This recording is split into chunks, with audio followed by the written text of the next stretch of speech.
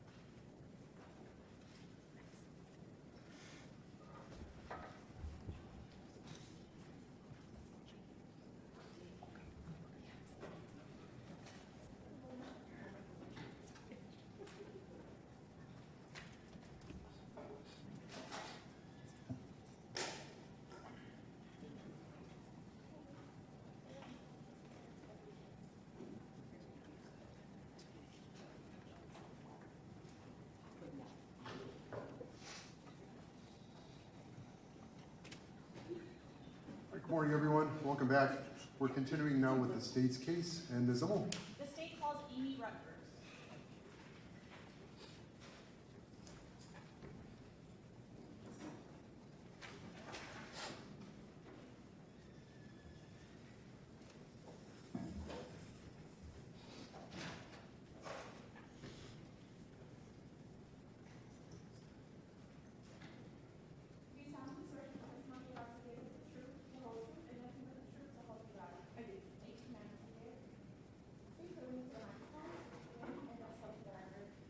My name is Amy Rutgers. It's AMYRUTGERS.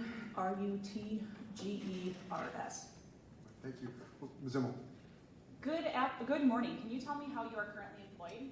I am employed as a toxicologist at the State Crime Laboratory in Milwaukee. How long have you been a toxicologist with the Milwaukee Crime Lab? Almost 11 years. Can you talk about the educational background you hold in order to have your position?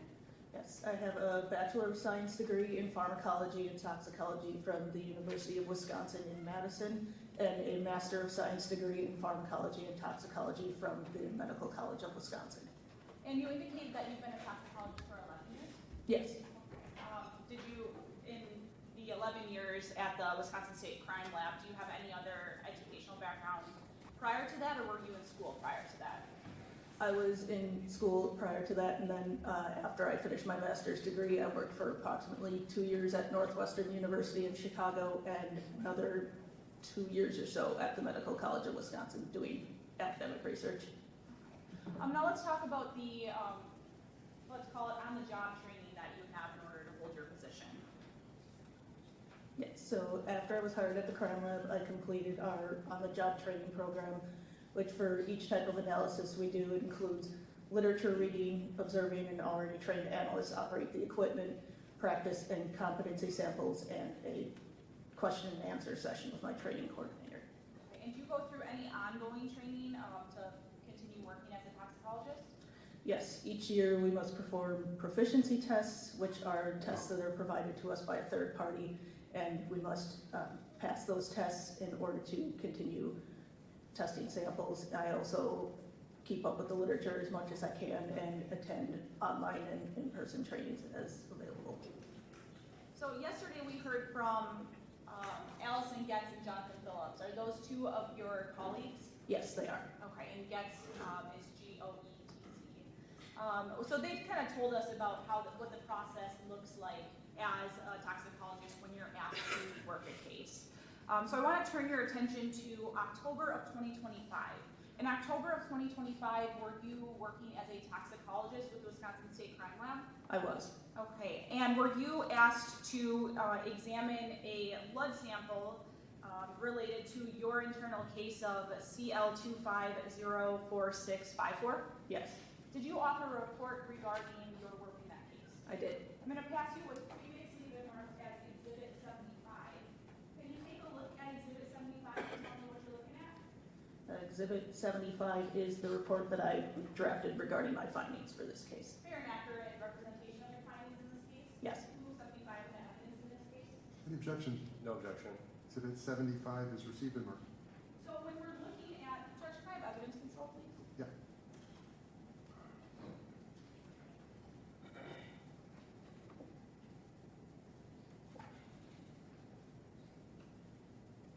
Okay, so when we're looking at 75 here, in the evidence description, what items did you look at when you were examining this evidence? I looked at items, it was item 3, and then there were 3 tubes of blood inside the box, 3A, 3B, and 3C. Okay, and items 3A and 3B, that is 3A is blood, 3B is plasma, 3C is serum, right? Yes. What is serum?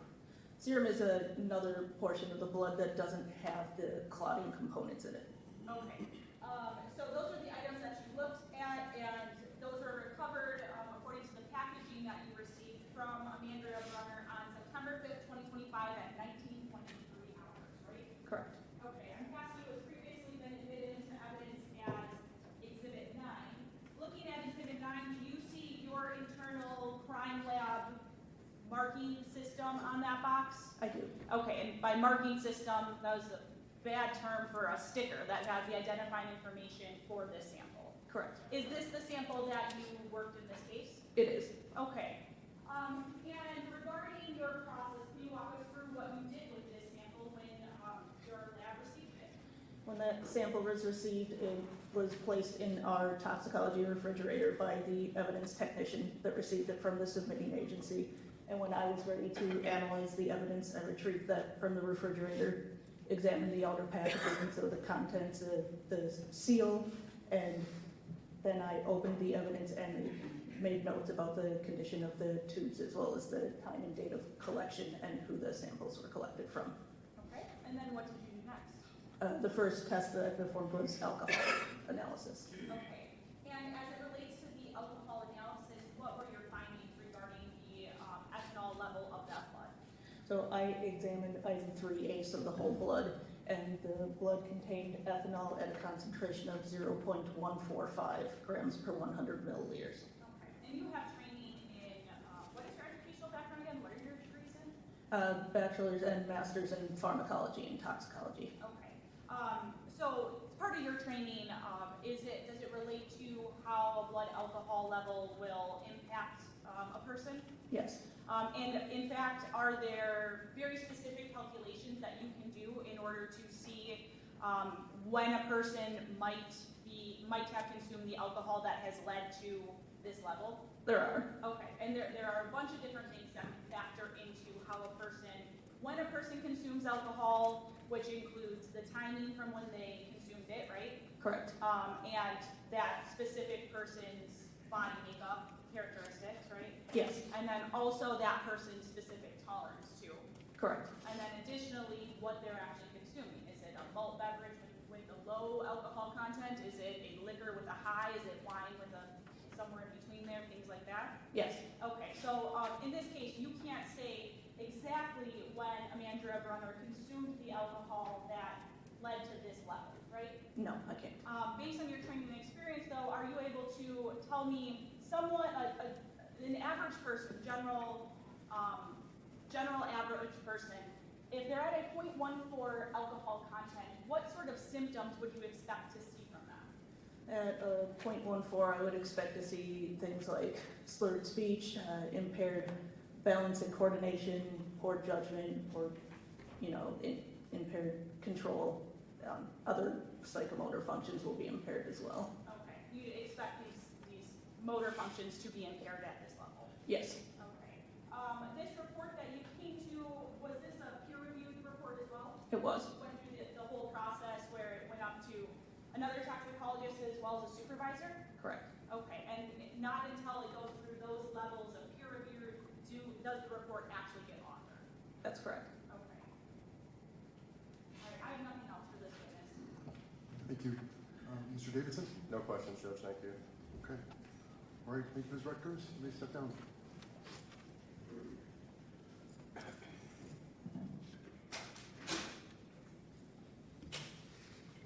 Judge, at this point, the state rests subject to rebuttal. Okay. All right, so we're going to take a short break. The state has rested, and then we're going to switch over to the defense. And I'm going to ask all of you to leave your notebooks here, head back to the jury room. We'll be with you shortly. Thanks.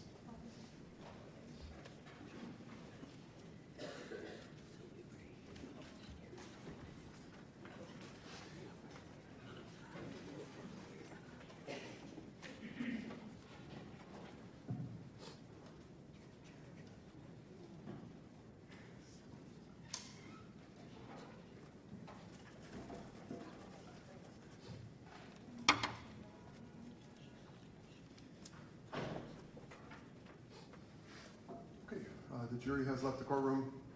State has rested. Any motions? All right, this time the defense is going to move for a directed verdict of counts of not guilty to all 6 counts. I don't believe the state has met their burden of proof here. I will waive further argument as to that. Okay.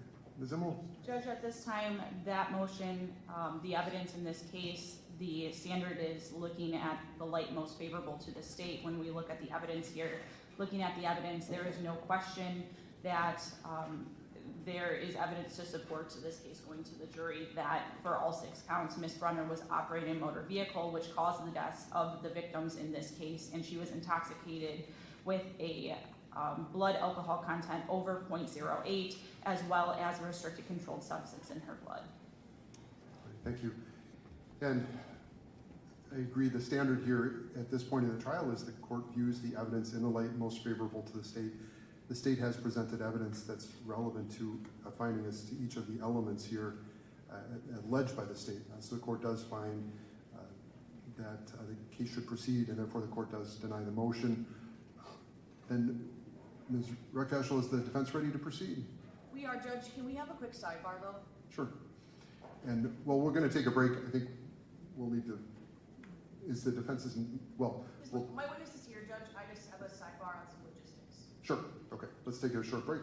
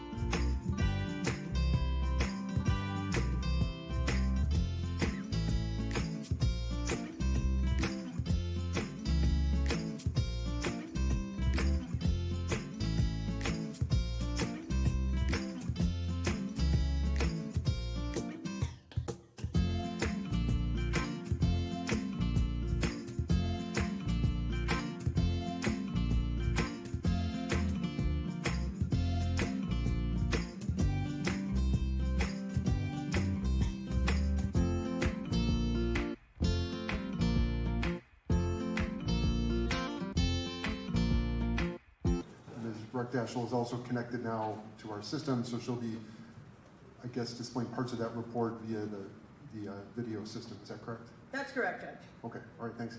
And then we also discussed the report. There will need to be some redactions made. The parties agree that this is the case in the report if the jury requests to see a copy of it. So once we get, I think, to closings, we'll talk about redactions that might be necessary if the report is requested by the jury.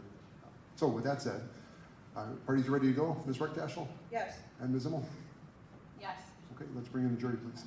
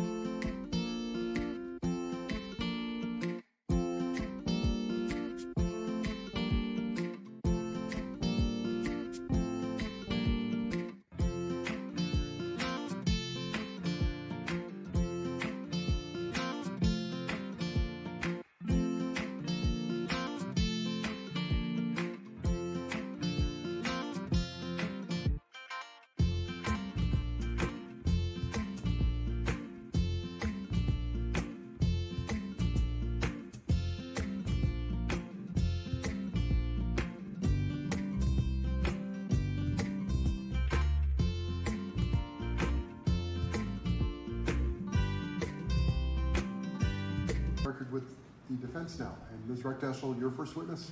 Thank you, Your Honor. The defense calls Mr. Zachary Bingen.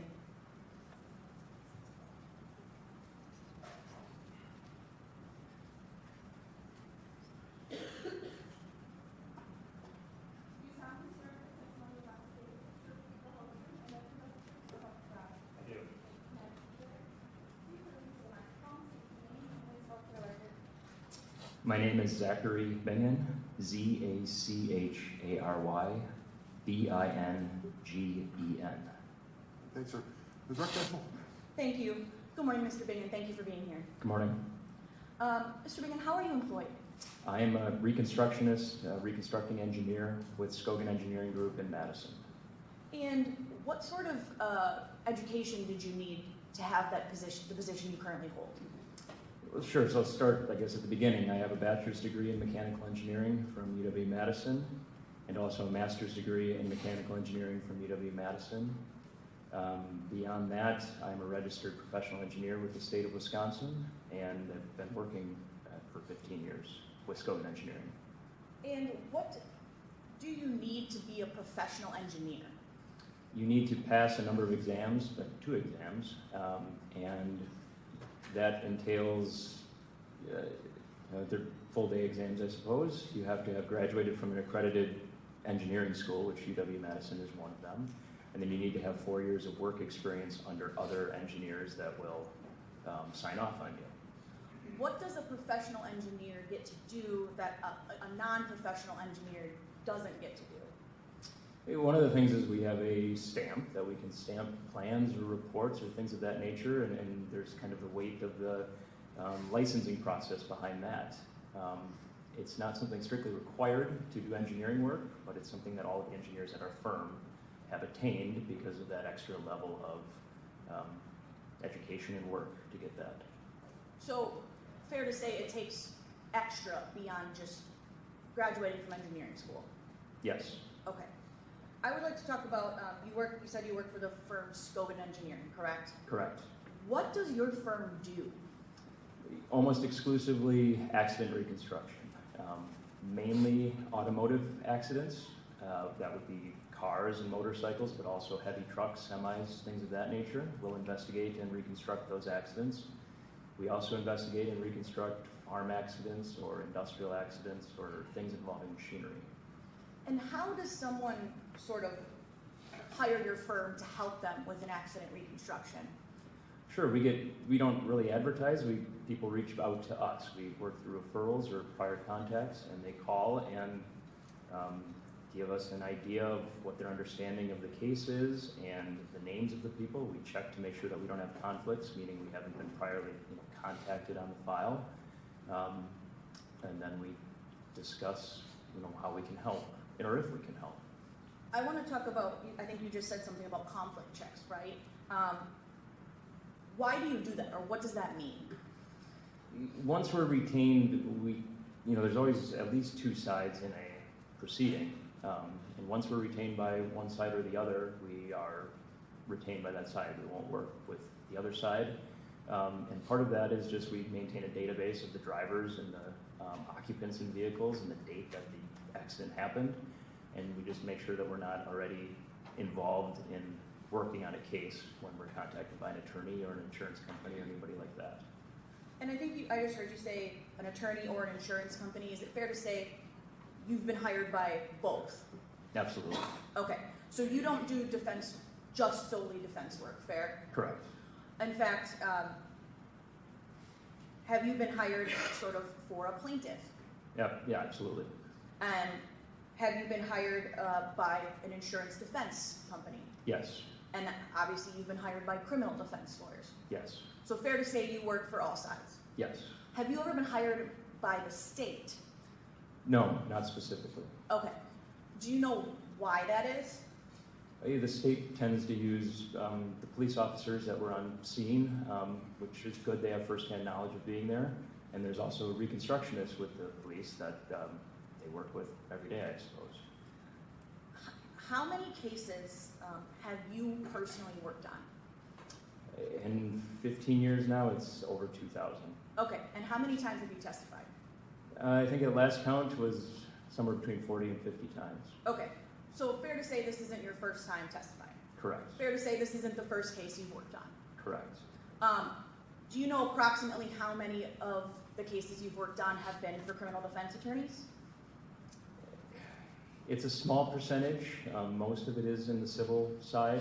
I would say 10% or less are criminal defense type files. Okay, so fair to say more times than not you're hired for a civil case. Yes.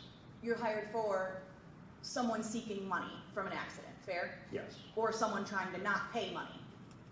Yes. Okay. Are you a part of any sort of memberships or societies or any professional development, things of that nature? I'm a member of the Society of Automotive Engineers, the American Society of Mechanical Engineers, and the National Society of Professional Engineers. Thank you.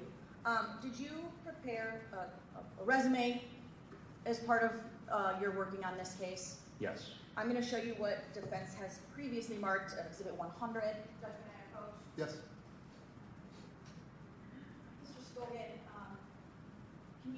what have I handed you? This is my CV, curriculum vitae. Is this a fair and accurate depiction of the experience that you have, things of that nature? It is. I guess I don't see the National Society of Professional Engineers on here, but I'm also a member of that in addition to what's on this exhibit. Thank you so much. Your Honor, I move Exhibit 100 into evidence. No Judge, objection. Exhibit 100 is received and marked.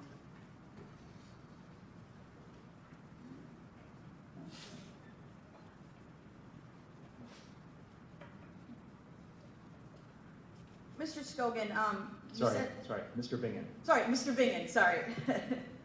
Mr. Bingen, fair to say, I think you said that you've worked on 2,000 cases. Yes. Can you sort of explain what kind of things you look at in any type of case, generally, to sort of do your reconstruction? So I liken it to putting a puzzle together when you rarely have, or maybe never have all the pieces. So part of it is evidence gathering and evidence preservation, where you're going to the actual accident site to get the lay of the land, as it were, to look at the vehicles, to gather any sort of data that you can get from the vehicles. Nowadays, there's surveillance cameras all over the place, so we try to canvass for surveillance cameras depending on we're involved in a case or when we're involved in a case.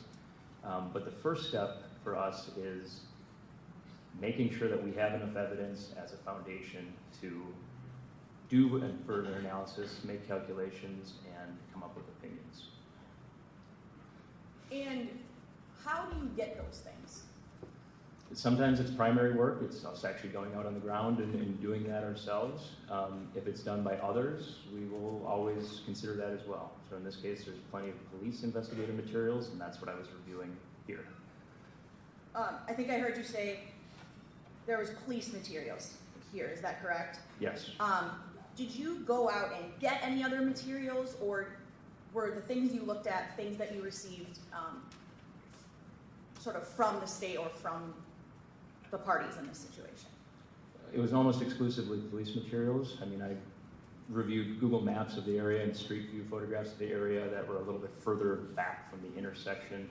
I also got some elevation data from the state cartography office. They have a service that provides elevation data around the state. And I looked up specifications for the involved vehicles. So those things weren't in the police materials, but things that were specifically relevant to this case was almost all from the police materials. And generally you form an opinion in all of the cases that you do, fair? Yes. How do you form an opinion generally? Review the evidence and go where the evidence is leading, I suppose, using that as the guide and as the foundation for opinions. Are your opinions the same in every case? No. Are your opinions the same every time you work for a criminal defense attorney? No. Are your opinions the same every time you say you work for a plaintiff? No. Are your opinions the same every time you work for a defense firm, an insurance defense firm? No. Do you give an opinion that you would, I guess, the person that hires you wants, just because that's what they want? No. So your opinion, and just correct me if I'm wrong, you're saying your opinion is based on what you look at, and you form your opinion based on what the evidence shows, not what the person that hires you is looking for. Correct. It's Okay. based off of the evidence, yes. Would there be any repercussions if you sort of didn't do your job or gave the opinion that was being looked for, even if the evidence didn't show it? Well, it's always a somewhat adversarial system, right? Someone's always checking your work or potentially asking you questions later. So there's that part of it, but there's also the just ethical requirements that as reconstructionists or as engineers we have is to be objective and look at the evidence that way. And frankly, going forward, I'd like to continue to get work. And if I'm not being truthful or being biased, there's a less chance of anybody hiring me in the future. Thank you. Can you give me 1 second?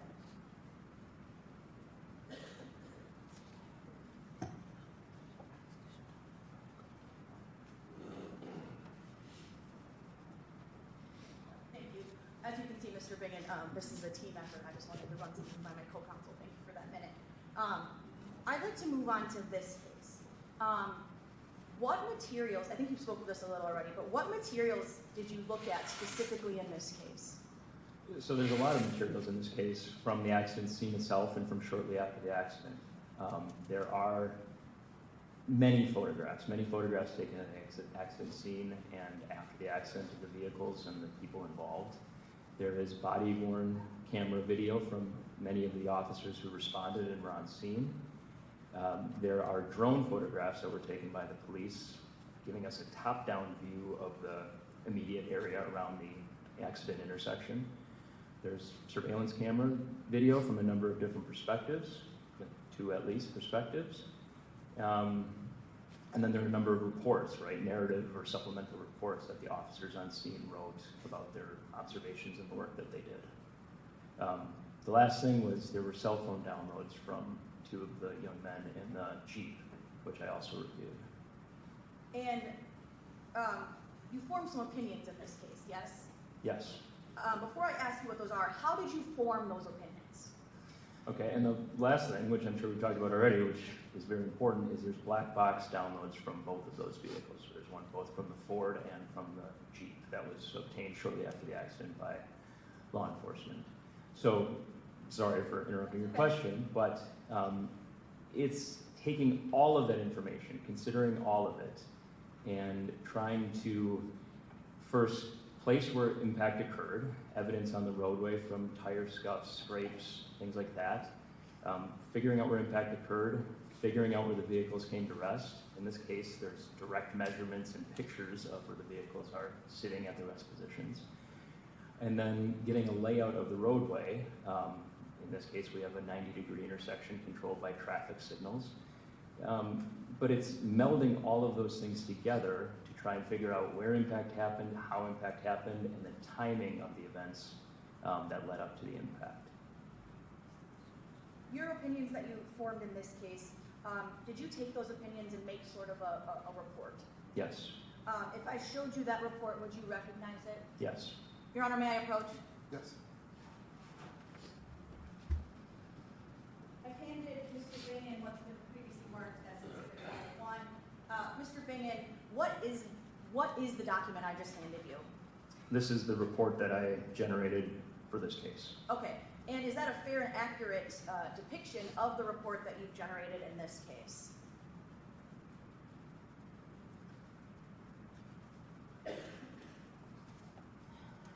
I'm just making sure all the pages are here.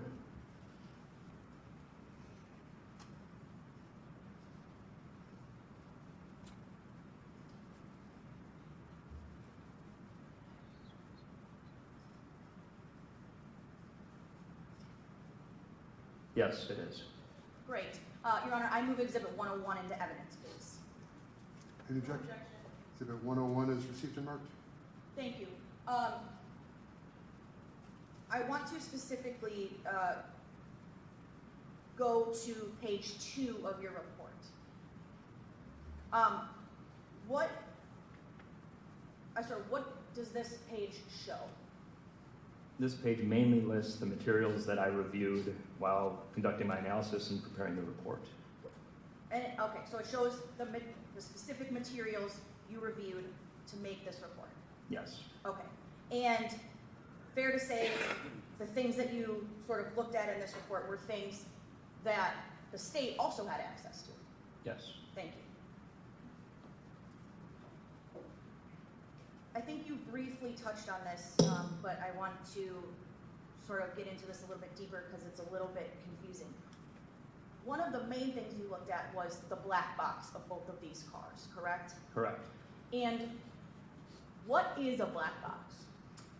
So the term that we use to be more technical is an event data recorder, or EDR. It's something that's tied into the airbag system of the car. The recorder itself actually lives in that airbag control module that's very deep in the car. And what it's doing is it's always monitoring data that's being sent out by other modules on the car. In this case, it was the speed of each vehicle, the accelerator pedal position, the brake pedal application status.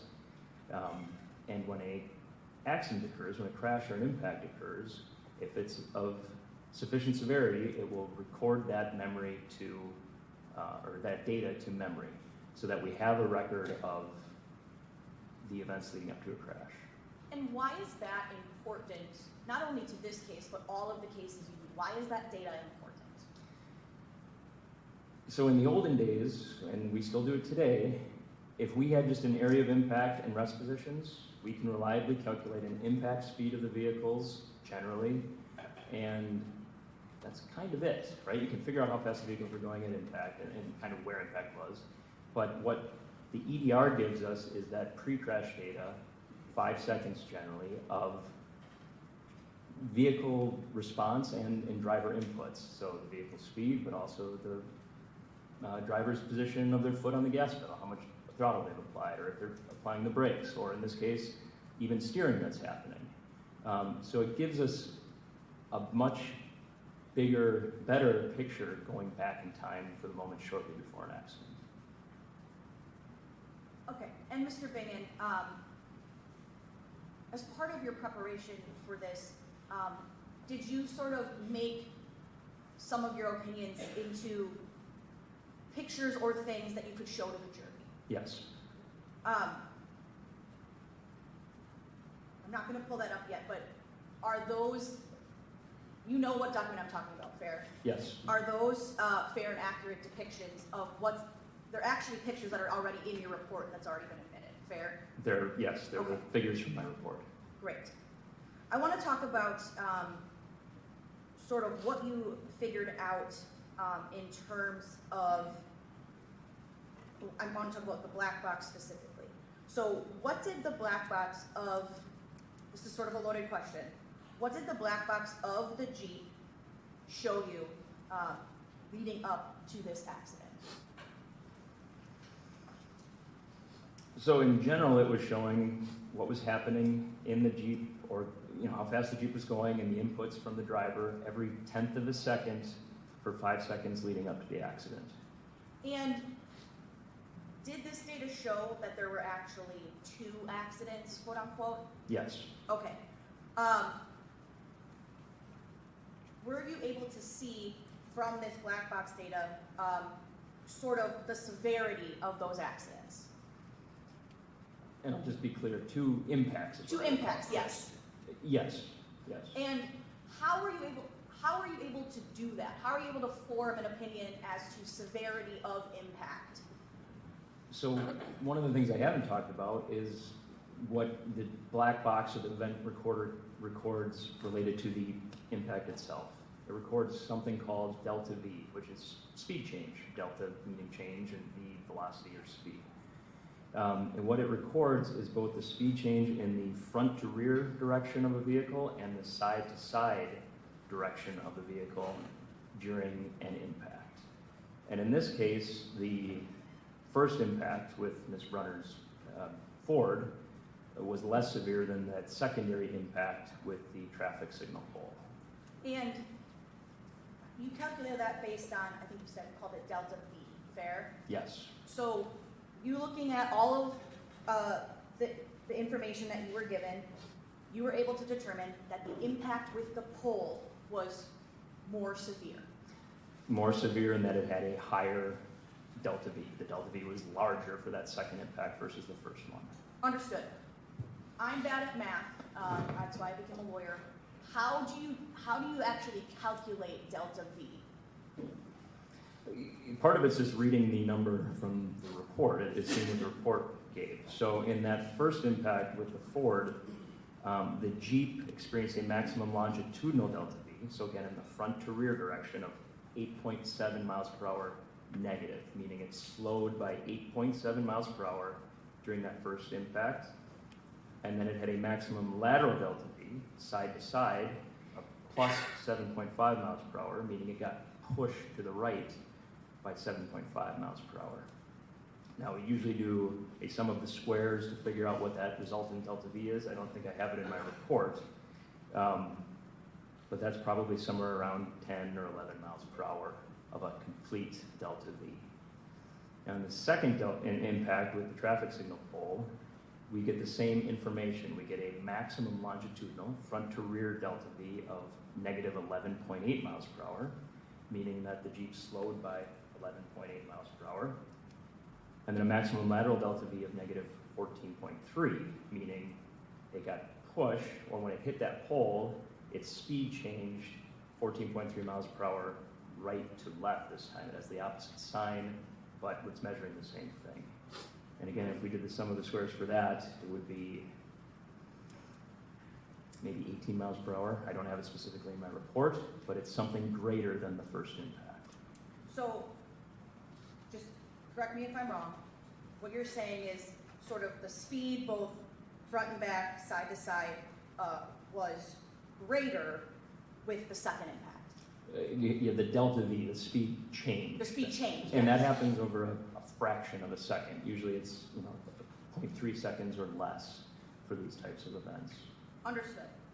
I want to talk about, you sort of looked at pictures, body cameras, things of that nature, right? And you learned some things about the lights at this intersection, yes? Yes. What did you learn specifically about light cycling, how the lights cycled? Sure, so I was focused on basically two sources of data here. One of them was a body camera video from an officer on scene, and the other one was surveillance camera videos from the buildings on the north side of the intersection. One of the more important things I found is that the yellow light duration, the yellow signal duration for southbound traffic, the direction the Jeep was traveling, is 4 seconds. So the direction the Jeep is traveling, the yellow light is 4 seconds. Yes. Okay, and you were able to sort of look and see about how much time was left in that yellow light when each of these vehicles entered the intersection, yes? Yes. What was the yellow light at, or time remaining, when Miss Brunner's Ford entered the intersection? Well, I think Ms. Brunner's Ford was basically straddling the stop line on the south side of the intersection when that light turned yellow. And she started to move forward, so she was already partially in the intersection, or at least partially over that stop line when the light was yellow. She started to move forward about 3.3 seconds before impact, or, let's make sure I have this correct, about 1 second after the light turned yellow. Okay, so about 1 second after the light turned yellow. Started to move forward slowly, rolled Okay. more like an idling forward than a hard acceleration. And you were able to sort of compare that to where the Jeep was at that same time, yes? Yes. When Miss Brunner entered the intersection, where was that Jeep in comparison? So the Jeep was about 265 feet from entering so on the north side of the intersection, that same stop line on the north side of the intersection, and 265 feet doesn't mean much to you in the jury box, but that means the Jeep wasn't halfway down the block yet. It was still on the north half of the block, approaching St. Paul Avenue. So it was, you said, still half a block away from that intersection when Miss Brunner started entering that intersection? More than half a block More than away. half a block away, okay. At the time, do you know, were you able to make any calculations as to how much time was left on the yellow light when that Jeep entered the intersection? I do specifically have that.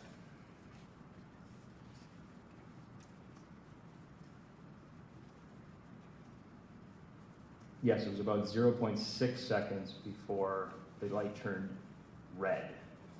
So about 0.6 seconds of yellow light remaining when the Jeep entered the intersection. And so about 3.4 seconds of yellow light had already elapsed before that Jeep even entered the intersection. We're not talking about impacting Miss Brunner's car. Correct. Okay. You sort of did some observations about other cars in this intersection, right? Yes. Why did you do that? So taking another step back, we oftentimes have EDR, event recorder data, especially nowadays, from both vehicles that are involved. What we don't often have is any sort of idea of what other vehicles were around. We sometimes treat it like those two vehicles that hit each other were the only vehicles in the world, and they're not. In this case, we had direct surveillance camera recordings of the other vehicles that were there, that were making turns or clearing the intersection, and those were important as far as figuring out what Ms. Brunner could see as she was beginning to make her turn. And why did you think it was important to sort of put together what Ms. Brunner would have seen at the time? Because I wanted to know when she could first see the Jeep approaching and where that fell within the EDR data of when she began to move and accelerate and turn. Understood.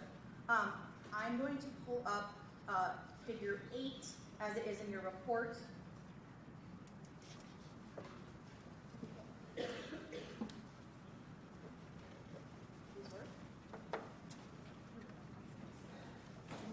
Okay, great. Oh.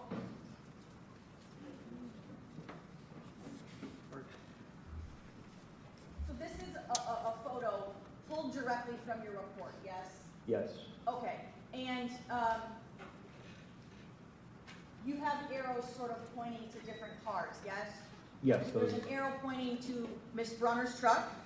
correct. Then you have OV2, OV1, OV3, OV4, yes? Yes, where I wanna- OV stands for other vehicles. Other vehicle, okay. I want to ask you specifically about other vehicle 1. This might sound elementary, and I'm sorry for that. Why is other vehicle 1 important? Because other vehicle 1 was in the intersection directly ahead of Ms. Brunner and was also intending to make a left turn and also eventually did make a left turn. But looking at it, it's a black full-size pickup truck that would have been a visibility or visual obstruction to Ms. Brunner looking north towards approaching traffic. Okay, so correct me if I'm wrong when I'm saying. Other vehicle 1's important because it's a big truck and it was blocking sort of Ms. Brunner's view in some aspect. Yes. Okay, I want to talk about other vehicle 2. Why is other vehicle 2 important? Other vehicle 2 ends up being the last southbound vehicle to go through the intersection ahead of the Jeep. Okay, And it's also the vehicle that OV1 is waiting to clear before it can make its left turn. okay. Was OV2 important in this situation because it was also blocking view, or was it for another reason? Mainly because it was what was limiting OV1 from making its turn any earlier. Understood. So OV2 was going the same direction as the Jeep, and the black truck was waiting for that vehicle to make its left turn. Yes. Okay. I want to talk about OV3, other vehicle 3. Why is other vehicle 3 important? Other vehicle 3 is in the left turn lane facing southbound to go east on St. Paul and was sitting there waiting as well. So OV3 may have been somewhat of an obstruction, less so certainly than OV1, but it was a vehicle that was in the general vicinity in that intersection at the same time. So, correct me if I'm wrong here, but what you're saying is this vehicle is important because it's making a left turn this direction. Yes. Okay. And for the record, I sort of took my pen and turned that vehicle to the left. I want to talk about other vehicle 4. Why is other vehicle 4 important here? Well, similar to other vehicle 2 and other vehicle 1, they're kind of a pair. Other vehicle 3 makes its left turn after other vehicle 4, which is traveling northbound on 27th Street, after that vehicle has cleared the intersection.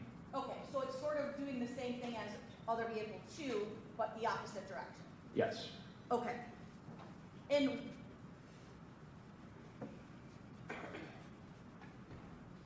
why did you want to, again, point out these other vehicles? Why were these other vehicles important to the opinions that you formed?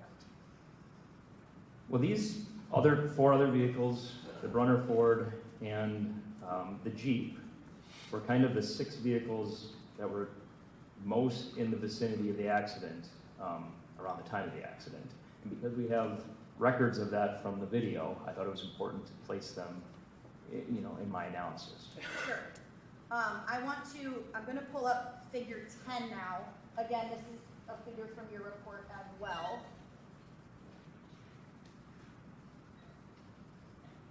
Hopefully it works. Okay.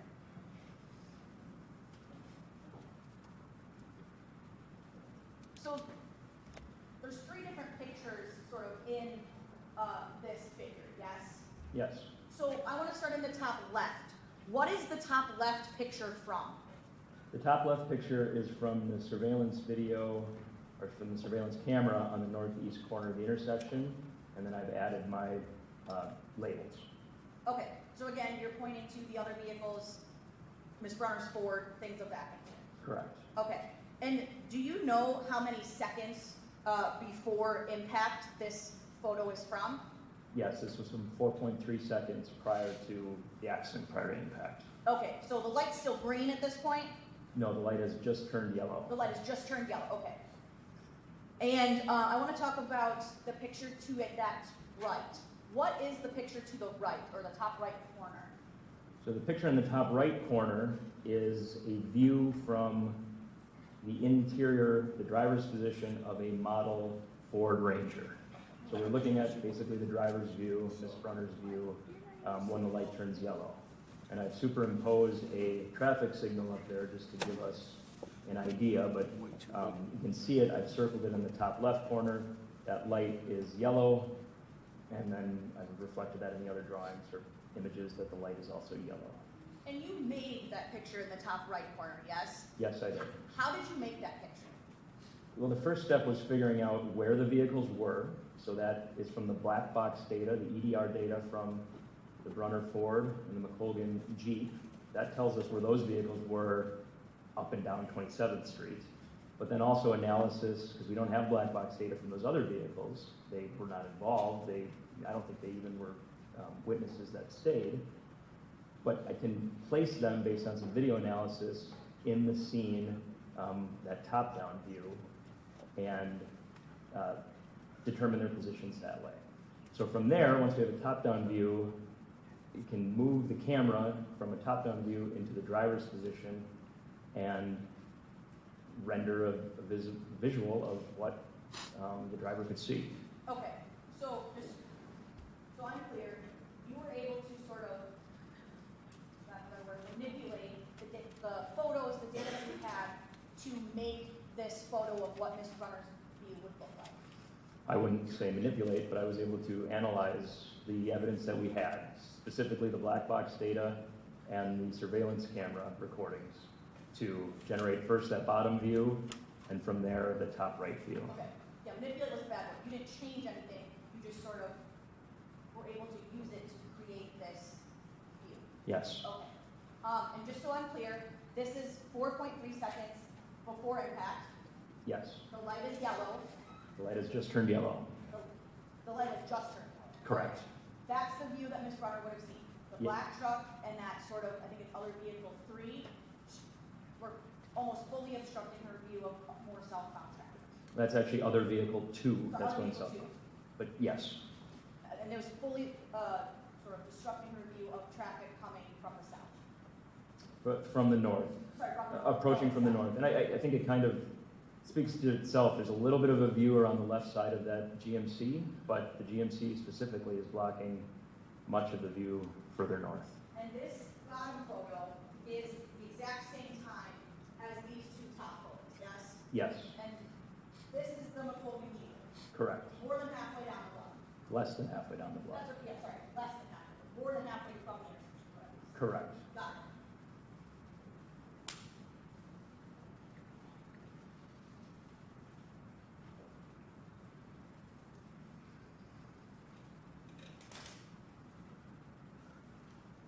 This is figure 11 from your reports. I just had to escape to scroll down a little bit.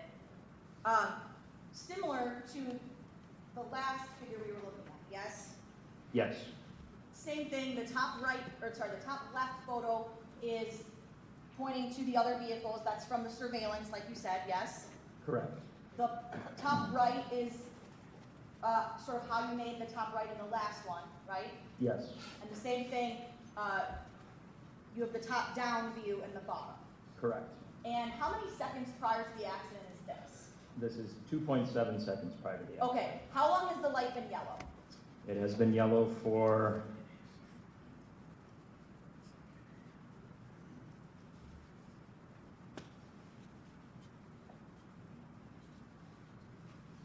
that's absolutely correct. 1.6 seconds. Okay, so the light's been yellow for 1.6 seconds or has 1.6 seconds left? No, it has been yellow for 1.6 Okay. seconds. So it's been yellow for about a second and a half. Yes. Okay. And can you talk about what the upper right photo shows? So it's even difficult to tell on this blown up version, but in that L between the cab of the black pickup truck and its bed, you can just start to see the Jeep approaching south on 27th Street. Just so I'm clear, you're talking about right here, yes? Right there, yes. Okay. And is it this car or is it this car? It is that car. So it's, the jury might not be able to see this, but there's a car right here, and there's another little piece of a car right here. Correct. The little piece, that's the Jeep. That's the Jeep. Got it. And where is the McColgan car at this point? So that's better visualized on that bottom image. And again, we don't see the McColgan Jeep in the surveillance video yet. It's placed based off of the EDR data, the black box data that was recovered from it. So at that point, the Jeep is about 145 feet from the intersection. Okay. About halfway from down the block from the intersection, a little bit less. I would say now a little bit more than halfway down the block from Clyburn down to St. Paul. Okay. But close to halfway, a little more than halfway. A little more than halfway down the block. Understood. And again, we can't even see the Jeep in the upper left picture in that frame, right? Correct. Is Miss Brunner in the intersection yet at this time? Yes, She is. yes.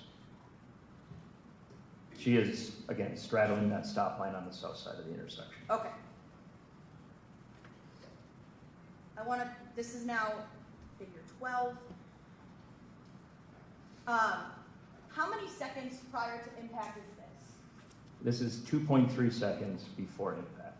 Okay, and how many seconds of yellow light are left?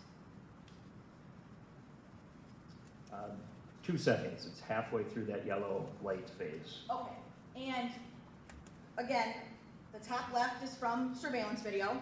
Correct. The top right is sort of Miss Brunner's view that you were able to ascertain, Yes.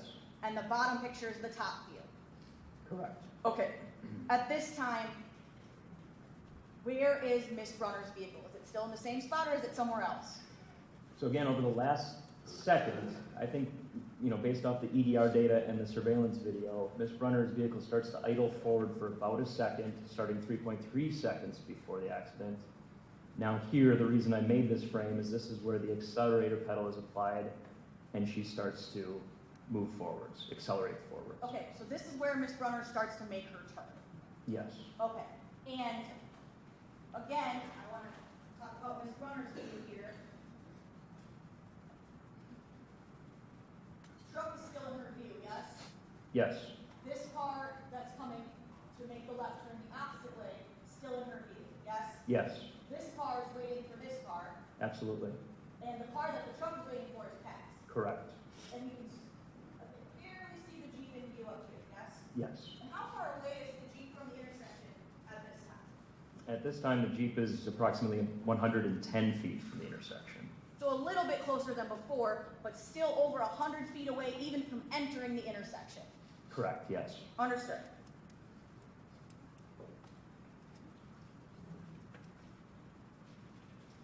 I now have up figure 13 from your report. I know these all look similar, but what are we seeing here? Again, we'll start with the top left, the surveillance video. What's different about the surveillance video this time? So the reason I picked this specific frame, 9/10 of a second before the accident, was that is when the front of the Jeep is crossing that stop line on the north side of the intersection. Okay. So again, now we see the Jeep in the frame, the video frame in the top left. So this is the first time that the time that the Jeep is actually entering the intersection. Sure, in the video it would have been in a few frames before that, given its nose, the front of the Jeep would have entered and proceeded, but this is the first frame I identified when it's crossing the stop line where it's in frame. Okay, and how many seconds has the light been yellow at this time? This had been yellow for 3.4 seconds. So there was only a half second of yellow light left when this Jeep entered the intersection. Approximately, yes. Approximately. And where is Miss Brunner here? So we can look at the bottom frame, or the bottom view again. She's moved forward, now she's basically straddling the crosswalk on the south side of the intersection. So she's a little more forward than where she was before. Yes, and she's also turned slightly to the left now. And but turned slightly- she's making the left turn. Understood. And this top right view is again the view you were able to make of what Miss Brunner would have seen. Yes? Yes, So black truck's no longer obstructing her at this point. correct. And this car that was coming at her is starting to make its left turn. And she's also sort of in the same position, starting to make a left turn like this. Correct. And this is when she can see, this is what she can see of the Jeep. Yes. And how 0.9 seconds. The first time Mr. Brunner could clearly see the Jeep was less than a second before impact. Approximately. I mean, that black truck is moving, so yes, that's what it shows in the frame. There may be just a few tenths of a second more where the Jeep is fully visible. Obviously, we probably got tenths of seconds either way, more or less, because we can't be super exact about it, but we're about less than a second from impact before Ms. Brunner could see that Jeep clearly. That's what's shown here, yes. Understood.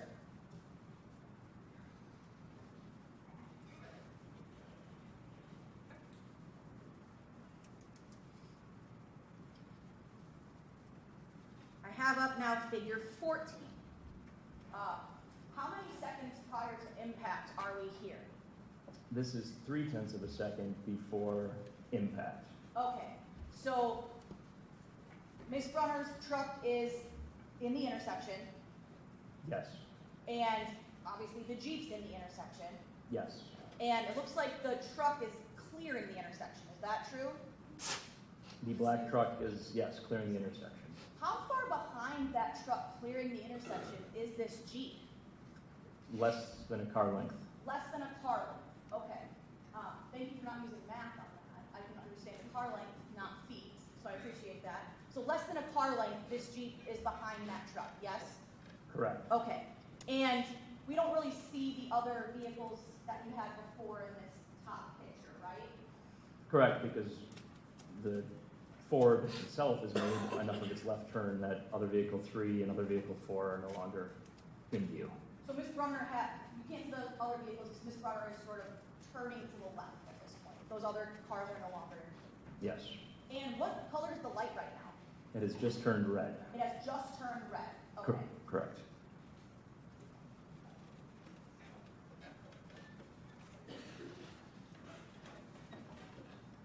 Now, I want to talk about one of the things that you talk about in your report that we haven't touched on yet is, can you look at sort of steering wheel direction, things of that nature? Yes. Were you able to form any opinions as to steering wheel movement in this situation? Yes. Okay. What were you able to ascertain? I would ask which vehicle are we talking about? Sure.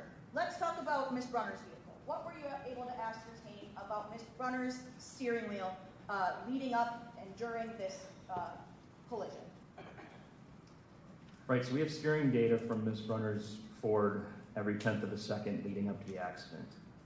And what it shows at the start is a left steering input, as we'd expect. But as it progresses towards zero, towards impact, there's progressively further left steer, and at a maximum, the steering wheel is more than one full turn to the left. It's 1.15 turns to the left. And were you sort of able to make that data into a chart? Yes. Okay. And that's I think it's figure 2 in your report, yes? The steering data specifically is figure 3. Figure 3, sorry.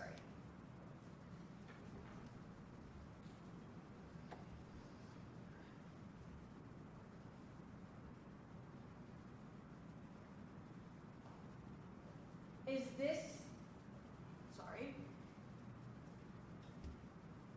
not the top chart, is this second chart the chart that you're referring to here? Correct, and to be clear, I did not make this. I added the colored highlights, but that is directly from the event recorder download done by police shortly after the accident. Okay, so this is data directly from the black box from Ms. Brunner's Ford. Yes. Okay, so when you're talking about steering wheel angle, what color column are you talking about? It is the left column, it's yellow. Okay, and can you repeat what you said about the steering wheel? Well, sure, so we have 5 seconds of data leading up. 0 is very close to impact, if not at impact. And what it shows for the first 3 seconds, so from -5 to -2, the steering wheel angle is 0.4 degrees. It's essentially straight ahead. And then what we get starting at -1.9 seconds is a progressively increasing positive reading, which means a left steer input. And it maxes out at about a half second before impact. And again, 414 degrees, 360 is a full circle. It's more than a full steer to the left. So she's steering to the left quite hard, correct? Yes. What does that show you about what Mr. Brunner did leading up to impact? This, in conjunction with everything else, the scene evidence where impact occurred, the video showing where impact occurred, shows that Ms. Brunner was steering away from this approaching Jeep in the moments before the accident. So she was making a defensive maneuver. Yes, she was steering away from the approaching Jeep. Okay. We have that same data, steering wheel data from the McColgan Jeep, yes? Yes, And what figure is that? that is figure 5.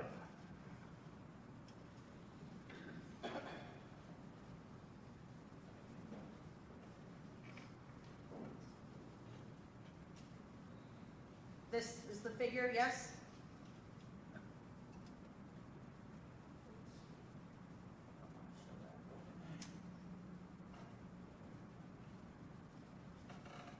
This is that data, yes? Yes. And what column are we looking at here? So again, it's towards the center of this figure. And again, this is directly from the black box download, but it's that yellow column that I've highlighted. Okay, and what does that yellow column show here? So what the yellow column shows is, Try to make it bigger, sorry. Computer's not working here. okay, there's a little bit of a left steering input, very slight, but at the speeds that the Jeep is traveling, it has an effect that occurs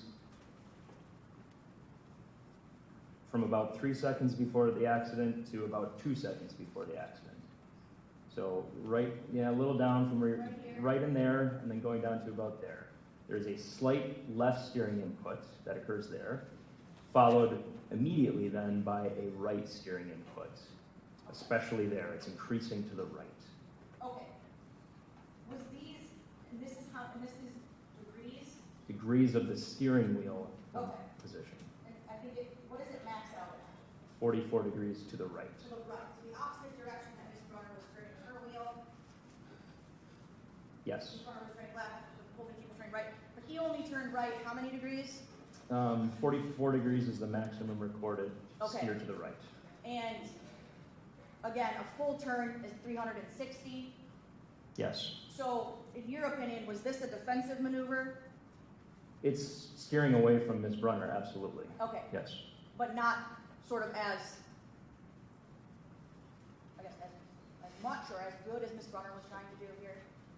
It's a different degree of steering because the Jeep is traveling so much faster. Any sort of steering input's going to have a big effect. And because Ms. Brunner's already starting to make a left turn, she continued to make that to steer away from the approaching Jeep. Understood. So she could sort of make more movements because her car wasn't going as fast. Is that what you're saying? Yes, Okay. If I'm misinterpreting you, please tell me. I will. Okay.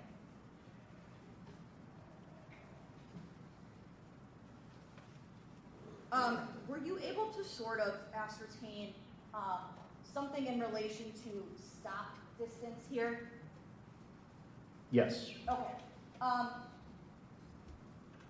Can you tell the jury a little bit about how you calculate that? So from the black box data, we have the starting speed or the speed of the Jeep every 1/10 of a second approaching the accident. And from that, we can figure out or integrate that to figure out exactly where the Jeep is located relative to impact. So how far north it is on 27th Street at any point in time in those 5 seconds.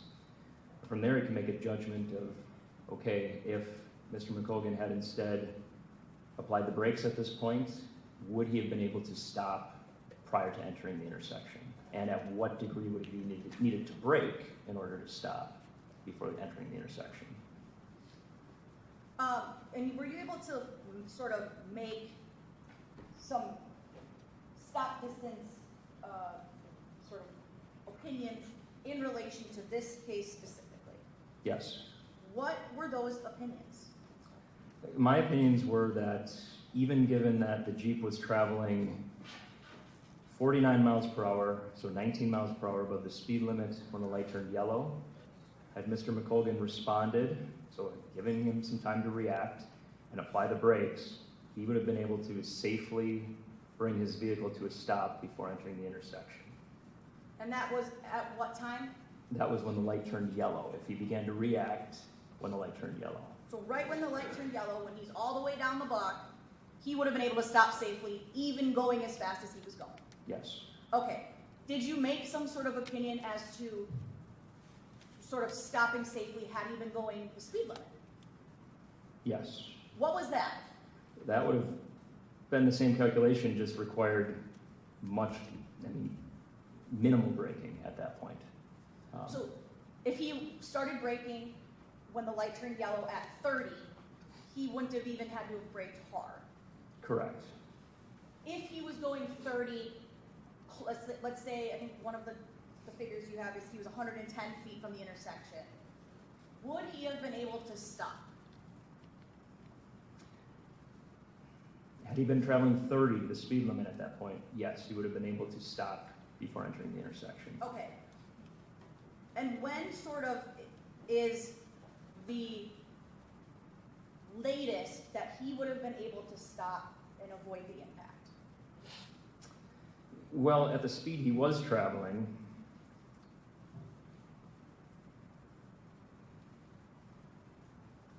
I found, I don't know that I specifically calculated a absolute last chance, but even 2.7 seconds before the accident, when he was still going 56 miles per hour, and when he was transitioning from the accelerator pedal to the brake, at first, if he had braked hard at that point, he would have been able to stop before reaching the accident, the impact area. He probably would have been in the intersection when he came to a stop, but he would not have been at the accident area further south. And you said that was 2.7 seconds before the impact, yes? Yes. It's my figure 11.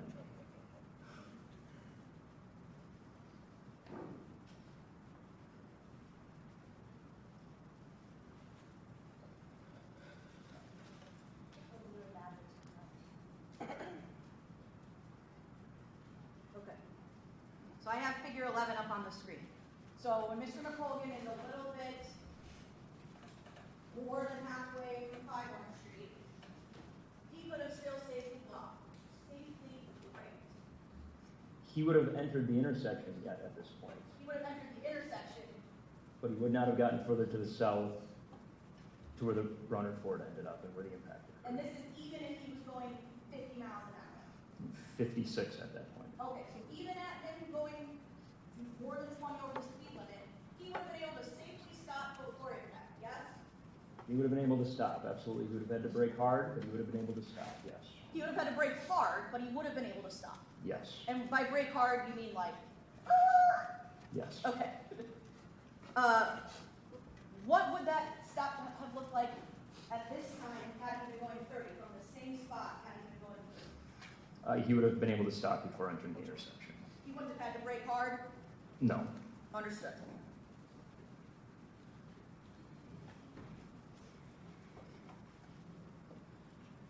I want to go back to black box data here. One of the things you were able to look at is speed, correct? Yes. And this is speed, I believe, 5 seconds to impact, correct? Correct. And that's sort of all the data that you have because that's what the black box only records about 5 seconds before impact, fair? Yes. Okay.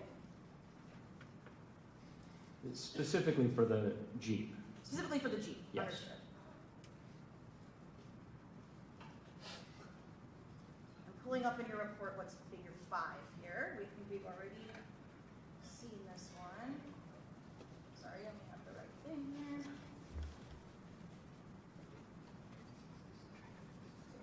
All right.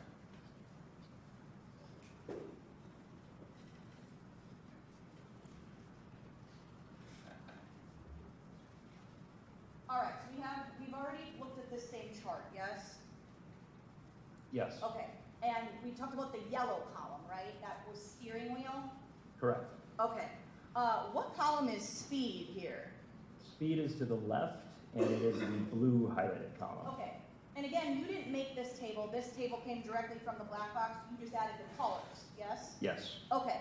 So our first little reading is at -5, and that means 5 seconds before impact, correct? Before the impact with the Brunner Ford, yes. Okay, and we looked at the figure before. This is when Mr. McColgan is almost all the way down by Platform Street, yes?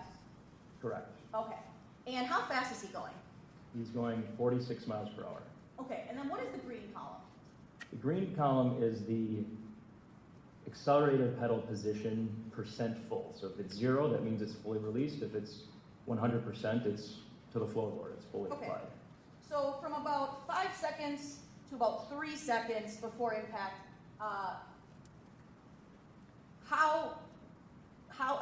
what percentage of the pedal average-ish does he have it pushed? And it maxes out at 64%. It's right around there for most of that. It's around 60 to 64%. And is that sort of average of when people are driving? I think at the speeds we've got, I mean, that's the speed of the Jeep is increasing, right? Over that same time, it increases from 46 up to 55. So it's the accelerator pedal input is increasing the speed of the Jeep here. Okay, so he's increasing the speed of the Jeep from 5 to about 3 seconds before impact. The speed that the Jeep's actually increasing speed. That's correct. Okay, what happens in that green column when it goes to 0? What is that talking about? So that is releasing, Mr. McColgan released his foot off the accelerator pedal and the pedal went to 0. Okay, so he took his foot off the gas completely. Yes, And did his foot go on the brake? it did. Did the speed of the vehicle slow down? Yes. How much? The maximum speed in that 5 seconds before happens 2.7 and 2.8 and 2.6 and I guess 2.5, I'm reading this here, is 56 miles per hour. With the brake applied, the speed goes down to 52. So there's some slight braking and there's 4 miles per hour speed loss. Okay, so about 2.5 to about 1.5 seconds before impact, so this is all while the light's yellow, yes? Yes, He is sort of braking a little, but he only loses about, 4 miles an hour worth of speed? correct. What happens after that? Then he releases the brake pedal and transitions back to the accelerator pedal. And again, that's highlighted in green, starting 1.2 seconds before impact. And Okay. it's, What does that tell you? What was Mr. McColgan doing? he applied the accelerator pedal to the floor, 100% applied. He was trying to increase the speed of his Jeep. So he had pedal to the metal. Yes, Okay. And he was trying to increase the speed of the Jeep, honestly, up until impact, yes? At impact, he had the accelerator pressed 100%. correct. What was his speed? It was 53 miles per hour at that last recording, which, again, within 1/10 of a second of the accident. Okay. Now, I want to circle back to something that we talked about at the beginning. You calculated delta V, yes? Yes, Is one of the factors in calculating delta V speed of the vehicle? it's related to the speed of both vehicles and the weights of both vehicles and how they impact one another. I'm going to ask you a hypothetical. Had this car been going slower, would the delta V into the pole have been less mathematically? There's a lot of variables that go into it, but one of the things is the incoming speed of the Jeep. So if the incoming speed of the Jeep is lower, then yes, that secondary impact is also less. Understood. Thank you. One more thing. I have a lot more to ask, but one more thing on that note. You know, like the specs of the Jeep Grand Cherokee, yes? Yes, Okay. How many people can fit in the Jeep Grand Cherokee? This specific Jeep Grand Cherokee. I think there's other ones. sure. I believe this had 2 rows of seating, so it was 2 in the front and then 3 across in the rear. Okay, so 5. Yes, Do you know how many people were in this car? there were 6. Got it. Okay. I want to pull up one more figure here.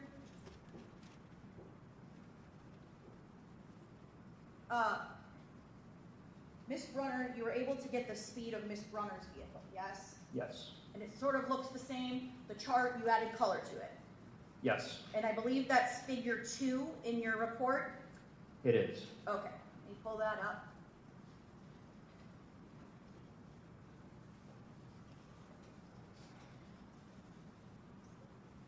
All right. So, loves to go on and on, I'm sorry. All right, so we're looking at the top one specifically, yes? Correct. Okay, but her car only shows speeds in half-second increments rather than the Jeep was showing it in 0.1 second increments, yes? Yes, So we have less data here. we do, specifically as to the speed and accelerated and brake, yes. And that's not anyone's fault, that's just how the Jeep's made, or how the Ford Ranger's made, yes? Correct. So there was no way to get the data at 0.1 increments if you wanted to. No, Understood. What column is speed in this chart? it is blue. Blue. Okay. So from 5 seconds before impact to about 1.5 seconds before impact, Miss Brunner is not moving, going 0. Correct. What happens at 1.5 seconds? Well, the speed that's recorded is 1.2 miles per hour, so it's just starting to move forwards. Okay, so she's just starting to move forward 1.5 seconds before impact. Again, that's what this data shows, yes. Okay, and I want to talk about at impact. How fast is Miss Brunner going at impact? The speed from here is 11.8 miles per hour. I calculated it a little more precisely based on this longitudinal acceleration, which is the green column on the page below there. Again, that's how fast the Ford is accelerating front to back. And I think her speed at impact is somewhere between 14 and 15 miles per hour. Okay, so this 11.8 was the last data point that we had from the lacrosse. Correct. The And you new were able to sort of add on to that to sort of calculate roughly speed at impact, yes? Yes, the nuance is there's a half-second window after that 0 recording during which the impact occurs somewhere in the half-second window. So there's a little bit more time for things to change. Understood. So Ms. Brunner was going somewhere between 11.8 and 15 miles an hour at impact. Yes, But she had the accelerator pressed almost to 100%. yes. And does this make sense to you? I think she's trying to clear the intersection. Okay, understood. And again, do you remember how much yellow light was left when she entered the intersection? Again, I think she was stopped straddling that stop line. So when the light turned yellow, she was already, at least the front of her vehicle was across the stop line and Okay, in the she was intersection. already partly in the intersection this whole time. Yes. When does she move her car, like start moving into the intersection? How much yellow light is left? So she starts to roll forward with about 3 seconds left. Okay, Idle forwards maybe, and then apply the accelerator pedal with about 2 seconds Of yellow light left. Yes. when does the McColgan Jeep enter the intersection? How much yellow light is left? 0.6 seconds. So she had already been in the intersection for over 2 seconds before Mr. McColgan's Jeep enters the intersection. Yes. Okay. And when the light first turned yellow, Mr. McColgan's Jeep is all the way down, almost all the way to the end of the block by Clybourne Street. I'm not sure I've got that right. I think he's over halfway. Yes. Okay. And again, sorry, are you looking for the answer on that? He's more than halfway. It's hard to describe this, right? Yeah. He's closer to Clybourne Street than he is to St. Paul. And that's when the light first turns yellow. Yes. And at that time, even at the speed he was going, he would have been able to stop. Had he reacted and braked, yes. And if he was going 30, he would have been able to stop even 110 feet from that intersection. I don't know if I have that specific number, but he would have been able to stop basically light, minimal braking, just roll gently to a stop at the intersection.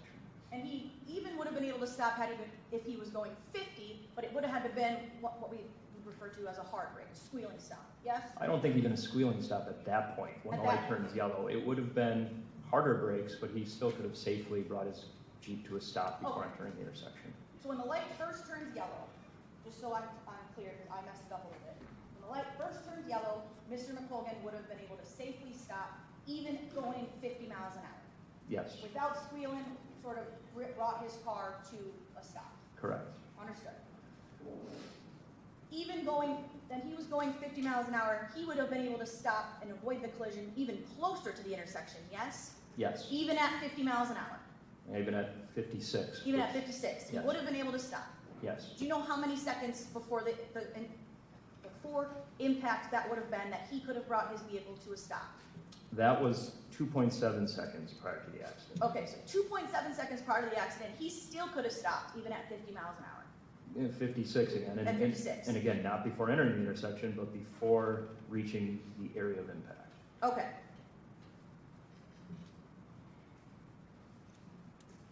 One moment,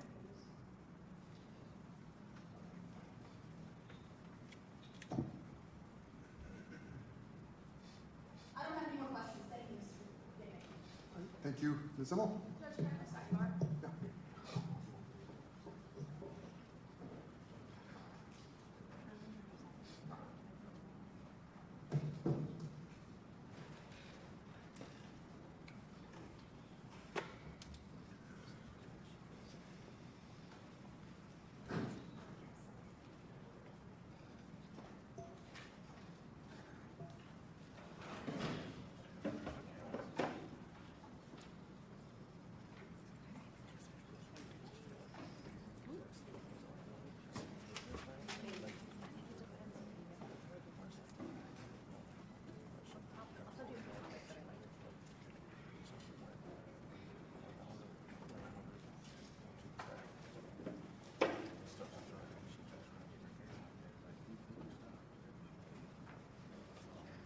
Okay, we're back on the record.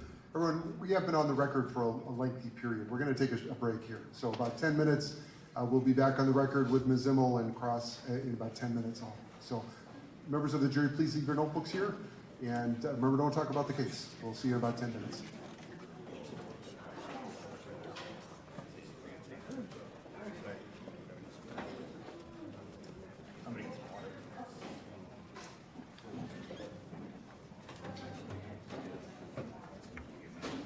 Yes, that's fine. Go ahead. Well, I'll have to text my partner.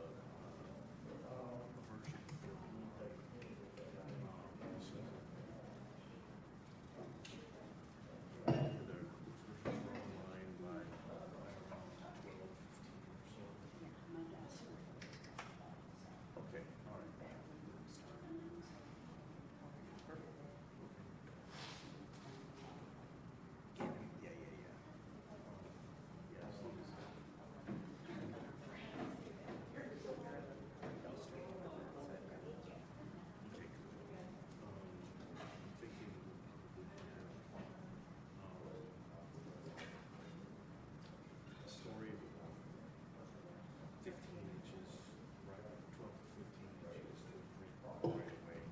Came up with that. But they wanted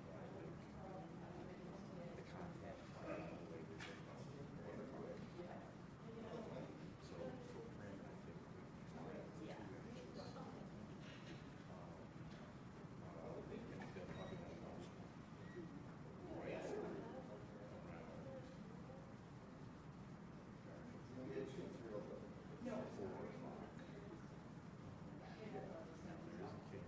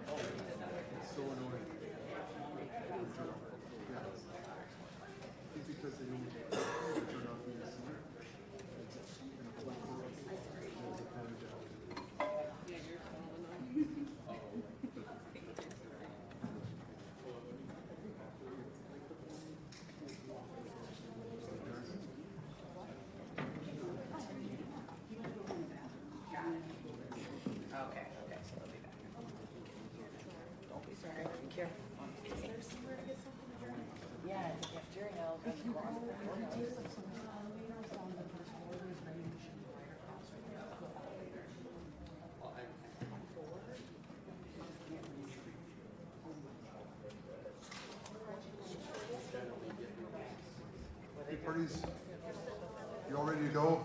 I wanted to get back on the record. You ready? Mr. Bingen, come on up. Okay, well, we're about to get back on the record. Sarah, you ready?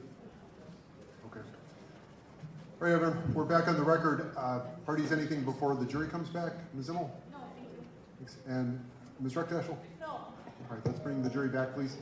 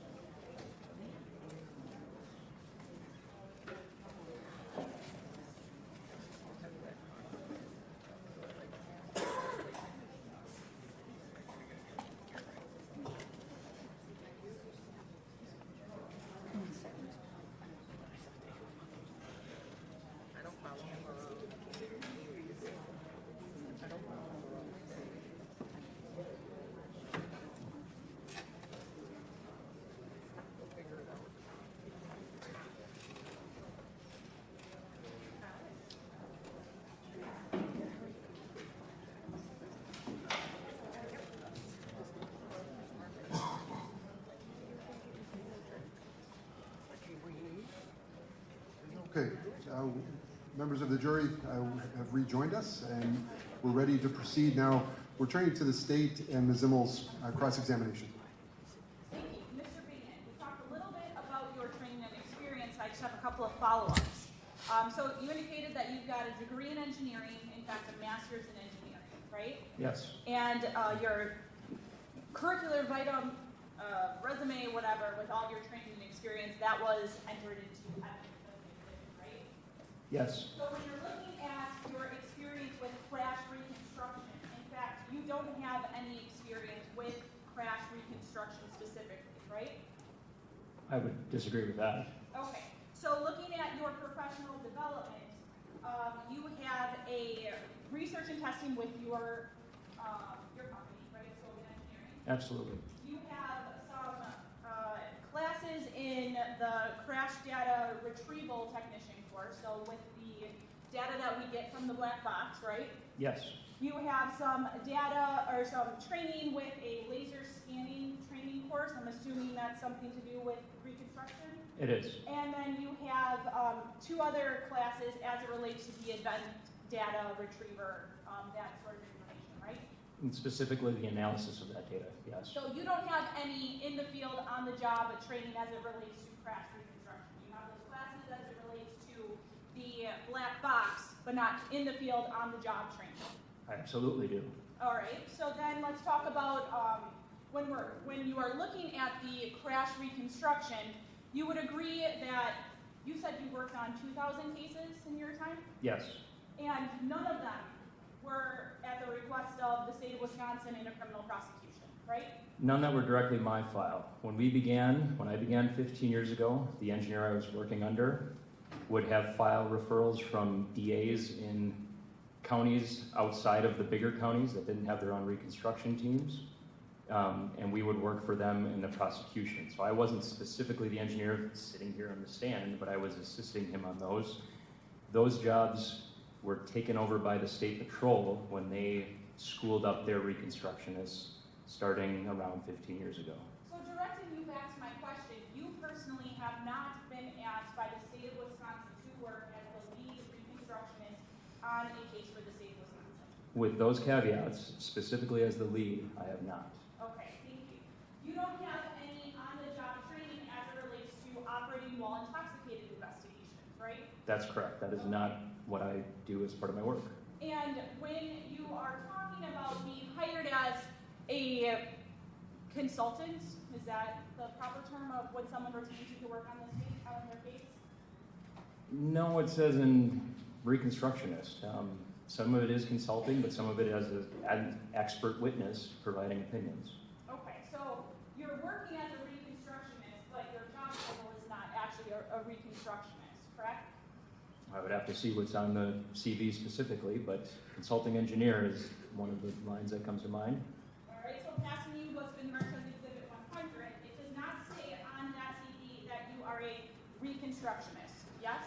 It specifically says I am a consulting engineer in accident investigation and reconstruction. So that is correct? I'm not sure where the negatives go there, but I would consider myself an accident reconstructionist. I have been for 15 years. Okay, so then you were retained on this case, is that also true? Yes. What was the hourly rate that you are getting paid to do your work in this? The company is billing $200 per hour. Okay, how many hours did you spend putting together your report? 16 hours. Okay, you said $200 an hour? Yes. $200, easy math. How much time have you put outside of your report into this case? There was some time preparing for today, a few hours. You meaning 2 or more than that? I would say around 2. That's a good Okay. estimate. So we are up to $3,200 plus another 2 hours. That would be $3,600. I hope everyone's impressed at this on the spot math that I'm doing. That was the preparation time. What are you being paid right now for your time in work? The same, $200 per hour. Okay. I don't know how long you've been, but we'll say 2 for another easy math. About $4,000 is probably what your company will be billing for this. Yes. Okay. So now let's talk about your actual report. And we took a lot of information on direct examination this morning. Do you have a copy of your report in front of you? I do. It's Exhibit 101. All right, so looking at page 1 of that report, the second page, not the cover page.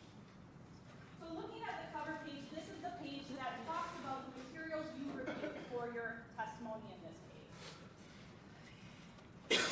Yes, specifically it's page 2, yes. Okay. And you have the police reports, you have the scene photos, you have the drone videos, body worn camera, autopsy photos, injury photos, surveillance clips, the EDR reports from both vehicles, the extractions from some cell phones.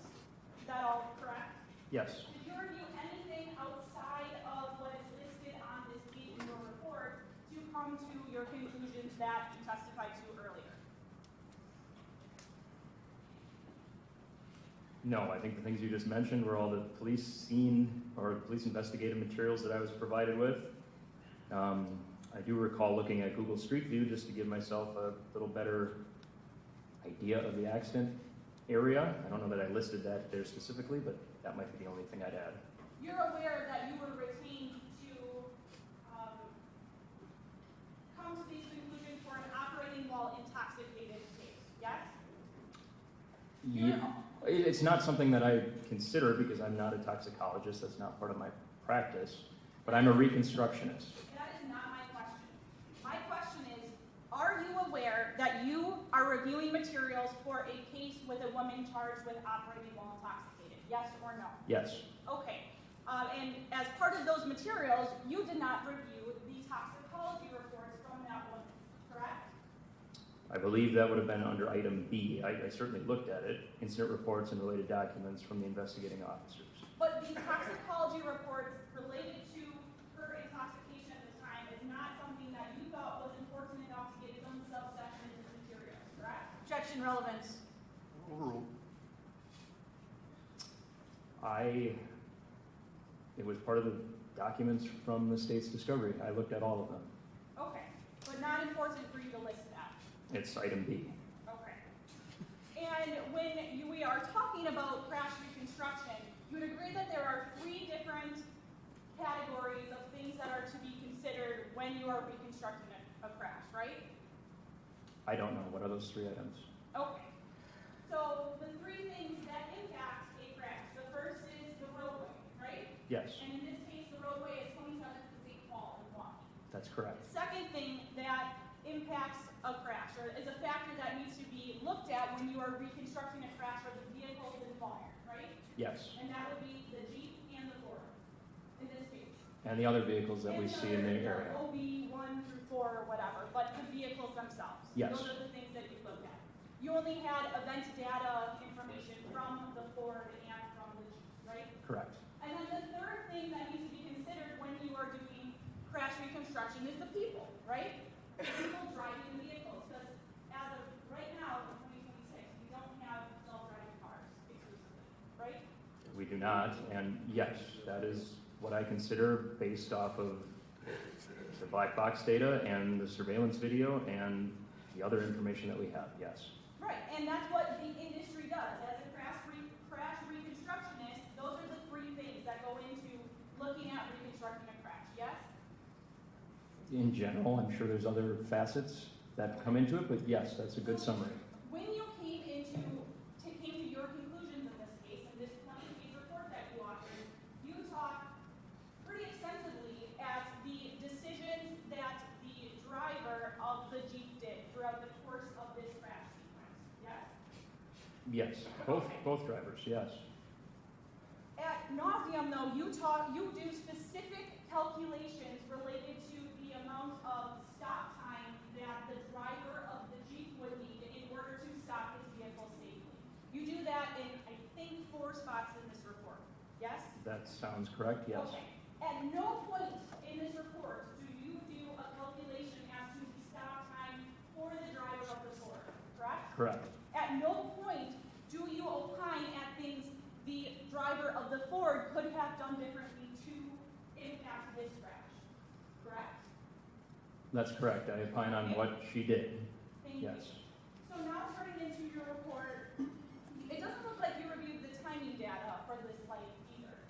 Or am I missing, is that also just under a random category in the list of materials? I don't know that I specifically saw that in the discovery materials. If it was in there, I reviewed it, but I was relying specifically on the direct recording we had from the body cam and from the surveillance video. Okay, so that's where you got the time of the light. And what did you come to for the time of the light? 4 seconds. Okay, which is what the timing report says. And when I say timing of the light, I mean timing of that yellow light. It's a 4-second yellow. Understood. So let's turn to page 4 of your report. In page 4 of your report, here we go.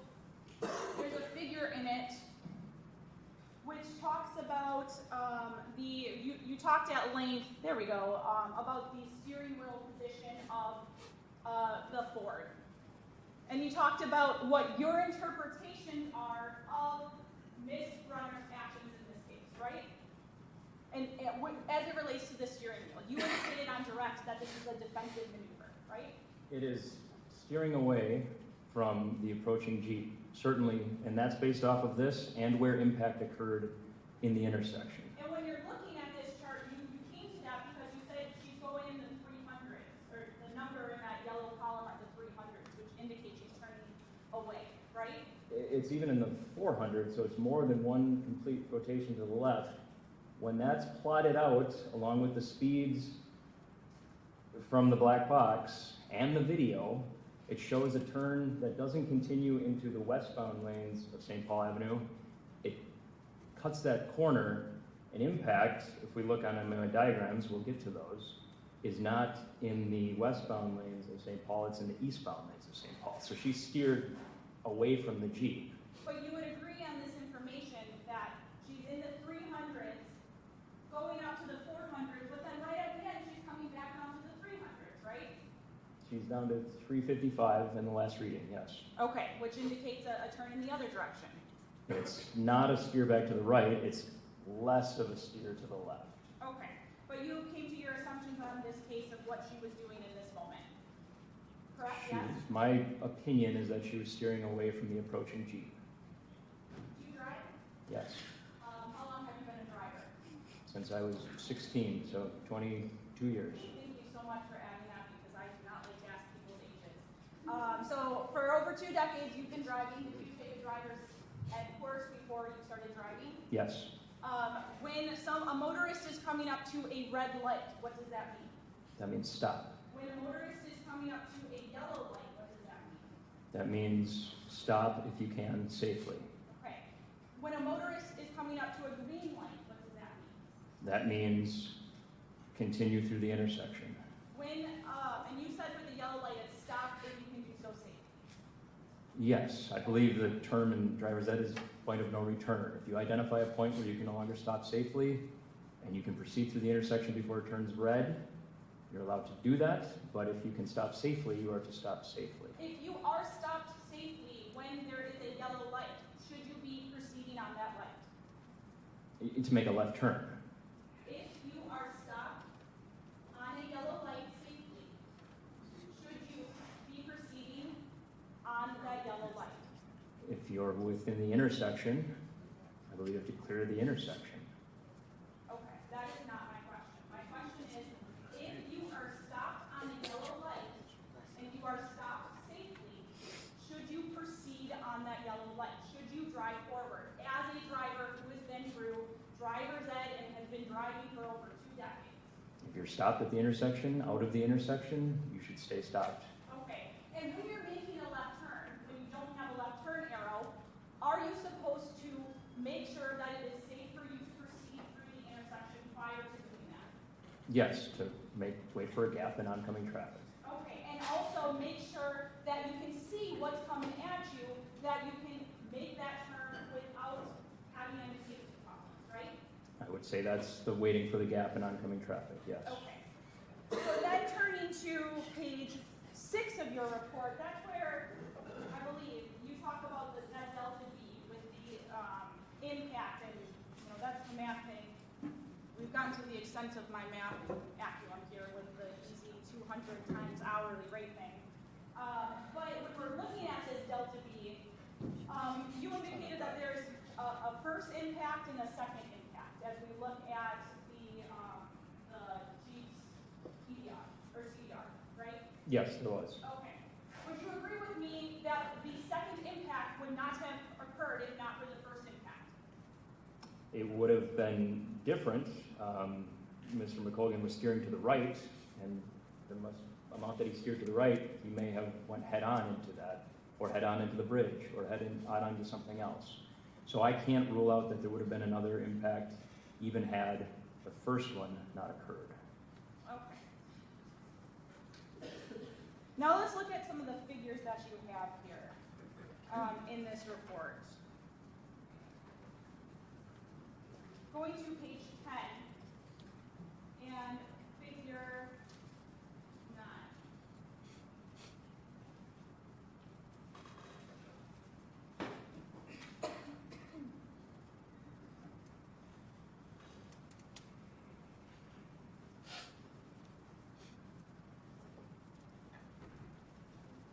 Okay, so looking at figure 9 here,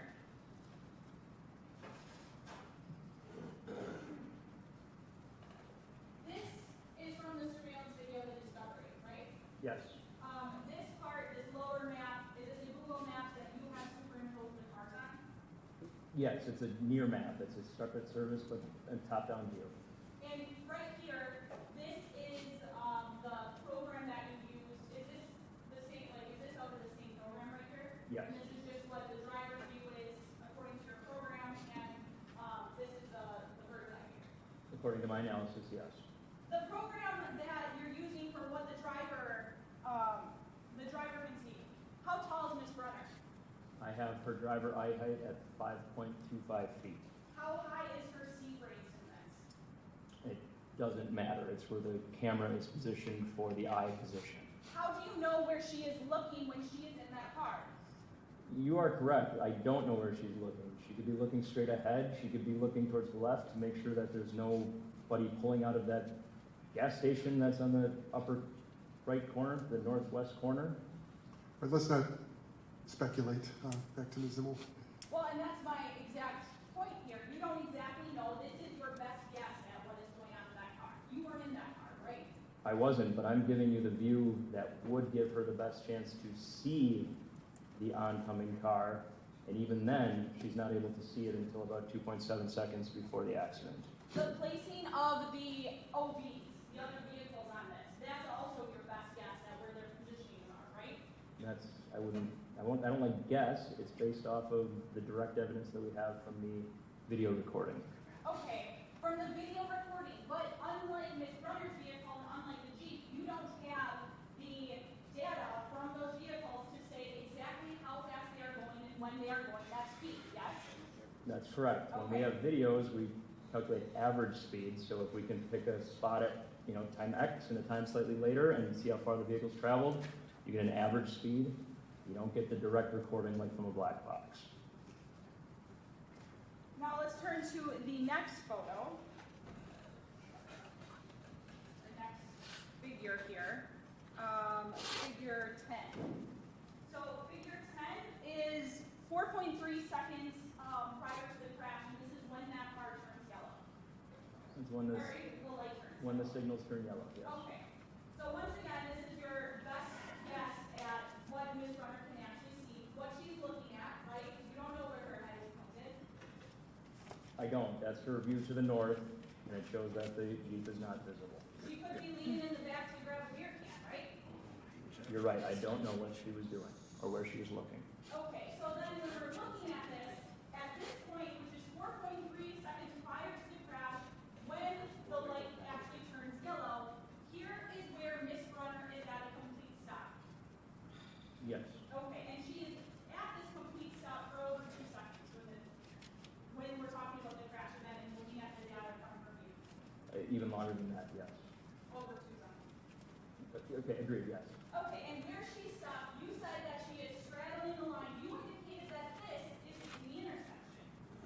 It's the stop line on the south side of the intersection.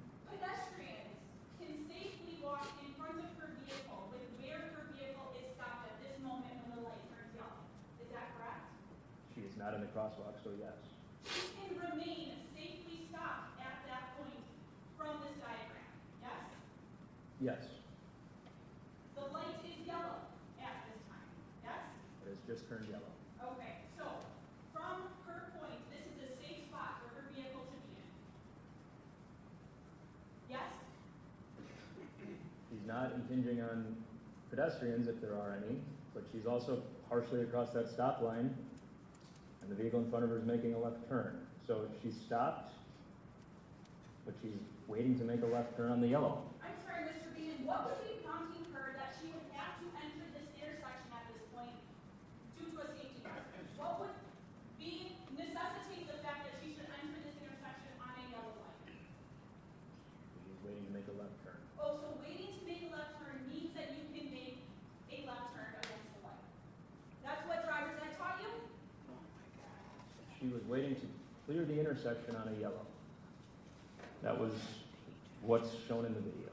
And right here, sorry, not right here, but on this figure, this is where we start getting into within the 5 seconds of the crash data. And this is where you start doing the calculations regarding the Jeep and where the Jeep is traveling. Yes. Okay. And in fact, you put it on the map right here. Yes. And in your report, on page 11 of your report, you did a calculation with the sufficient time to get to the sufficient time and distance to bring his vehicle to a stop based on the 49 miles per hour that he was traveling at this time, right? I did. What is the sufficient time necessary to bring a vehicle that is traveling 0 miles per hour to a stop? It's already stopped. Okay, so no time is necessary. It is already stopped. Yes. Did you do that calculation on this page? No. For a person who is at a .144 blood alcohol limit, would that impact someone's response time in a situation where we are talking about seconds? Objection, this witness doesn't know that, he's not a toxicologist. Sustained. Let's turn to page 11 of your report. Okay, so looking at page 11, figure 11, page 12. Here, once again, you are talking about the things that Ms. Brunner is able to see. And you have this figure in the upper right-hand corner with what she's able to see. On this page, you indicate that the signal had been yellow for 1 second, right? Well, that was at 3.3 seconds before the impact. I don't have a specific diagram or figure for that. The light at figure 11, the light had been, excuse me. The light had been yellow for 1.6 seconds at that point. All right, so before we get to figure 11, let's talk about 3.3 seconds. That is when Ms. Brunner begins to release the brakes on her vehicle, right? Correct. That's when the brakes are released with the data we know from her vehicle, though, it's not registering at sort of speed, it's when it's inching forward. Idling forward, yes, that's what I would describe it. You would agree that right now her view is in the, if this is what her view is, what she is looking at and what she is focusing on, her view is obstructed by that vehicle that's turning in front of her. That is moving through its left turn at this point, yes. You would agree that she can't see incoming traffic, right? Correct. Okay. So now then when we look and we're talking about figure 11 there, which is 2.7 seconds. In this figure, you indicate that the Jeep is right here, beginning to become visible to her, right? Yes, just becoming visible around that black pickup truck and the vehicle OV3 in the left turn lane opposite. Okay, so her obstructed view shows that there is a vehicle that is coming towards her in the direction with which she is going to turn, yes? Yes, Okay, and at this point, she is still stopped behind that crosswalk. no, at this point she's starting to move forward, slowly, but she's starting to move forward.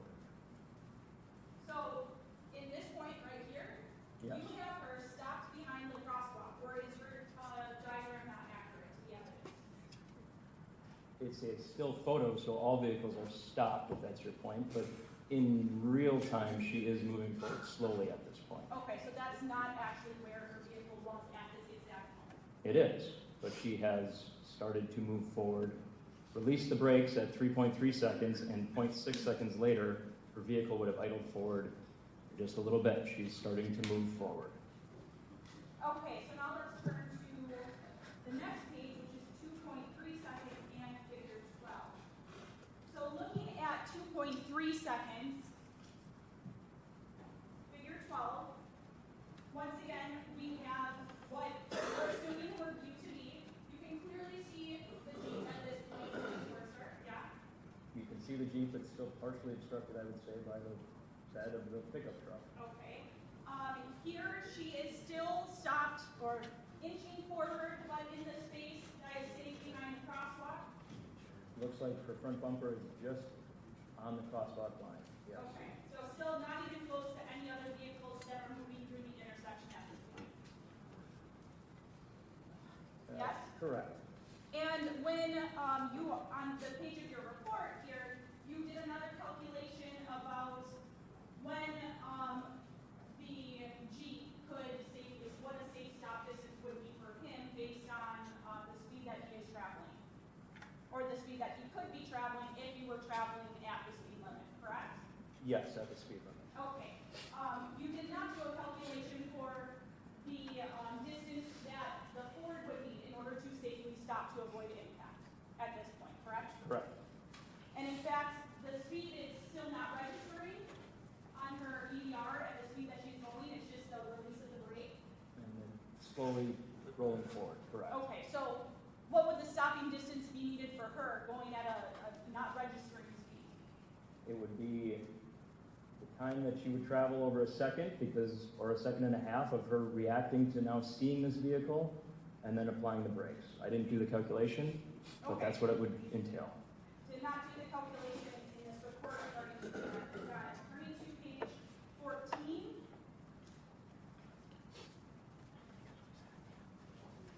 And figure 13 here.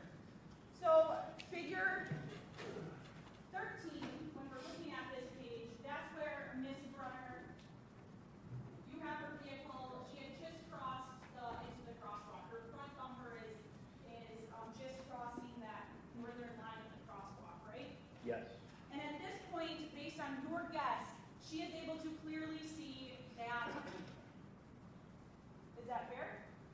See the Jeep? Yes. And she's going to make a left turn on this yellow light. It's still yellow, is that correct? It is yellow, yes. Okay. And based on the data that you have, she, instead of remaining safely stops, accelerates into the path of that oncoming vehicle, correct? She's already applied the accelerator at this point. She starts accelerating the pedal 2.3 seconds before. This is 0.9 seconds before. What speed is she traveling at this time? Approximately 10 miles per hour at this point. What distance would be required for her to safely stop the vehicle at that point? Again, if she's reacting at this point, I would say there needs to be 1 to 1.5 seconds of her responding and then braking. So If she's reacting appropriately at this time, there'd be 1 to 1, how many seconds? 1.1 seconds? we typically use a second. Law enforcement I've seen use 1.5 seconds, but somewhere in that ballpark of 1 to 1.5 seconds for reaction. And that's if her reactions are sharp. She's seen it, she's reacting immediately, right? I think that's normal reactions, yes, for a driver. Normal reactions of a sober person, right? I didn't consider that in my report, but yes, that's what we typically are using, yes. You didn't consider that in your report, okay. I'm not a toxicologist. I think I've said that several times. Let's turn to page 15.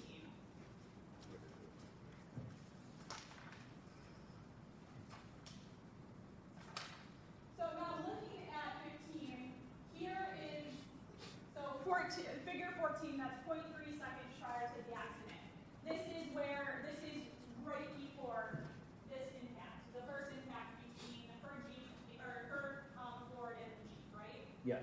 You would agree that how the path of her vehicle, where she is facing, she's facing the incoming eastbound traffic lane from St. Paul. I agree. Okay. So she's turning in the path of incoming St. Paul traffic. That's the trajectory of her turn.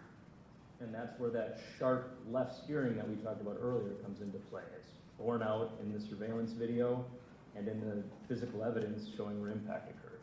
Okay, and once again, you don't know exactly where she is looking.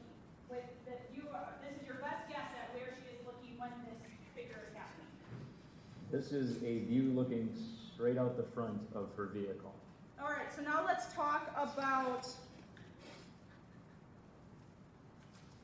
your conclusions in this. You've come to a number of conclusions regarding this. I want to turn to page 17 of your report. Conclusion number 5. Your conclusion about the driver of the Jeep responding to the yellow light. If he had responded to the yellow light, he would have time to brake before the intersection. That's the essentially summary of what 5 says, right? agreed. You did not, in any of these 13 bullet points regarding your conclusions, come to any sort of conclusion with whether Ms. Brunner could have entered that intersection safely. No, I did not. Okay.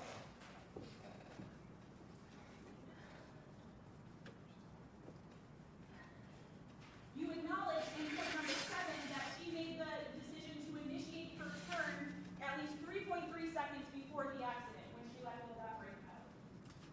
Yes, and at that point, she would not have been able to see the Jeep. At that point, her view was obstructed of oncoming traffic when she made that turn. Because She of, made that decision to initiate that turn, I should say. I agree, because of that black truck in front of her that was also making a left turn. Okay.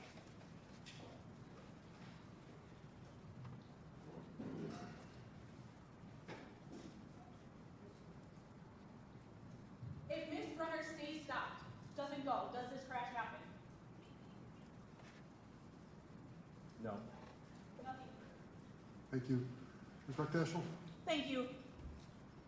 Mr. Bingen, are all of your opinions that you made to a reasonable degree of professional certainty? Yes. Okay.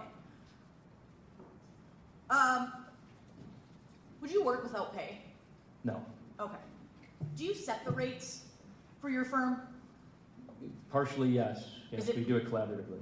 Or is it because you're a partner at that firm? Yes. So anyone that's not a partner wouldn't be involved in that decision, but you, because you're a partner, you're involved in that decision. Correct. And you wouldn't work for free, obviously. Right, I would not. Okay. So obviously you got paid for doing this. Yes. Obviously the state's expert gets paid for doing their job. I would think so, yes. Okay. The state could have done the same calculations you did, fair? Yes. And they didn't do that? Not that I've seen in the materials provided. They could have done the calculations for Mr. McColgan and for Ms. Brunner? Yes, Okay, so no one did calculations for Ms. Brunner. no. And as far as you know, the state has the burden of proof? You're the lawyer, not me. Okay. But yes, Would what your job is as an accident reconstructionist, is it scientifically, I guess, engineeringly able to do these calculations with the person driving being impaired? Is that possible? yeah, of course, yes. Okay, so you could have made these calculations as someone who was impaired. I don't know that they would change. What I'm looking Okay. at is the direct response of the vehicle. Again, surveillance video, black box, scene evidence to show where the vehicles are at different points before the accident. Fair to say you're looking at non-human things, fair? Partially for what we're talking about there, but then also the implications of that black box data is certainly some human factors in part Okay, of that. but you're not looking at, head position, things of that nature. That's probably things that you can't even calculate. Without any sort of testimony or records of that, no. Understood. If you're 200 feet from an intersection, would driver's ed tell you should probably try to stop? I mean, I think the guidance is if there's a stale green light, so if it's been green for a while, if you have other cues that it may turn yellow, in this case, there's the pedestrian crosswalk signal that's counting down. There's evidence or there's cues out there to bring your vehicle that it's going to turn yellow and then bring your vehicle to a stop if you can safely do so. Sure. I think there's somewhere in your report that the Jeep has curtain airbags, yes? Yes. What are curtain airbags? They're curtains that come down over the windows in a side impact or a roll impact. So they help to provide or help to protect the occupants. It also helps so that they're not ejected through a window that might be open, but it's an airbag along the side of the vehicle. Okay, so they're on the sides. Yes. And they deploy when sort of the side is impacted, fair? Objection, this is beyond the scope of cross. Sustained. In your report, it says they deployed on the second crash only. The second Objection. impact. Same objection, beyond the scope. Sustained. Okay. You could tell in looking at the black box data that we talked about that there was a conscious decision that Mr. McColgan made to gun it. Yeah, the accelerator pedal is 100% in the last second or second and a half. Something that you can't calculate is why someone made a decision they did. Fair? Objection, this is also beyond the scope. She asked And you- also Ms. speculative. Brunner's driving. Overruled. Yep, you can answer. Why they did with it? No, I mean, that would be tying that into any sort of testimony or statements from a driver, but directly from that, we can tell what the driver did, but why they did it, not from Understood. this. This accident doesn't happen if Mr. McColgan brings his vehicle safely to a stop. Agreed. Nothing else. Thank you. Ms. Himmel? Nothing. Right. Okay. Thank you, Mr. Bingen. You may step down. Pass this to Madam Clerk. That's Exhibit 101. Okay. All right, everyone. Members of the jury, it's about 20 minutes to noon. We're going to break for lunch now. I know it's a little early. We're going to be back on the record at 1:30. We do still expect to finish this afternoon. So please leave your notebooks here. Remember, don't talk about the case. And at some point this afternoon, we expect the case will be in your hands. So that means, again, don't talk about the case. Don't try to do any research on your own. And hold all your thoughts until you get to deliberations later today. Okay? We got an hour. All right, we'll see you all at 1:30. Same courtroom. An hour and a half. We finna go get some feet outside. We gonna lose our spot. Oh, I wouldn't use the parking spot. That's I would go right down to the cafeteria. There might be trucks outside. We got an hour and a half. I'll walk with you because I want to see. Yeah, we gonna do the thing.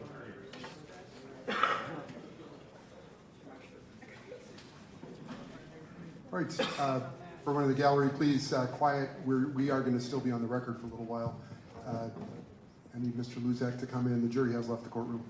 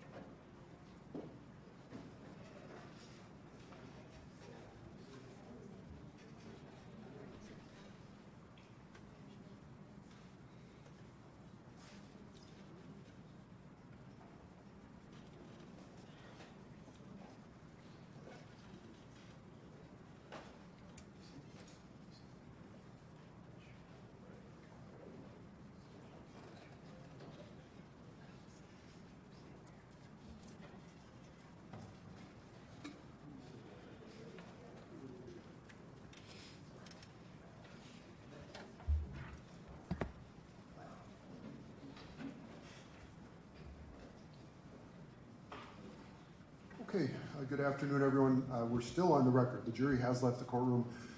The court talked with the attorneys before we got started this morning, and I understand the defense was intending to call Mr. McColgan as a witness. However, I was also informed that Mr. McColgan intends to exercise his Fifth Amendment right not to testify. So with that said, Mr. McColgan is present with his attorney. Mr. Luzak, could you make your appearance, please?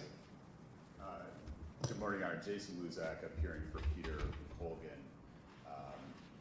He's here in court based on a subpoena from the defense. Thank you. And again, the defense had informed the court they intend to call Mr. McColgan. So, Mr. McColgan, I do need you, well, Ms. Ruckdash, or sorry, Mr. Davidson. Thank you, Judge. The defense calls Peter McColgan to the stand. Right, Mr. McColgan, could you please take the stand?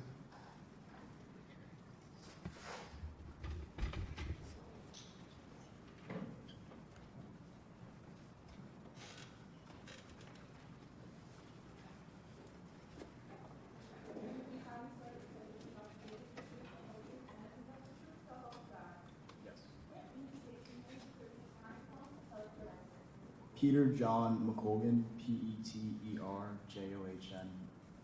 McColgan, McColgan. All right, thank you, sir. And again, your attorney is here with you. You do have the right to counsel, and counsel is present. I'm going to start, though, with the defense because they have called you, and Mr. Davidson. Thank you, Judge. Mr. McColgan, I want to turn your attention to September 5th, 2025. Were you operating a Jeep on that date?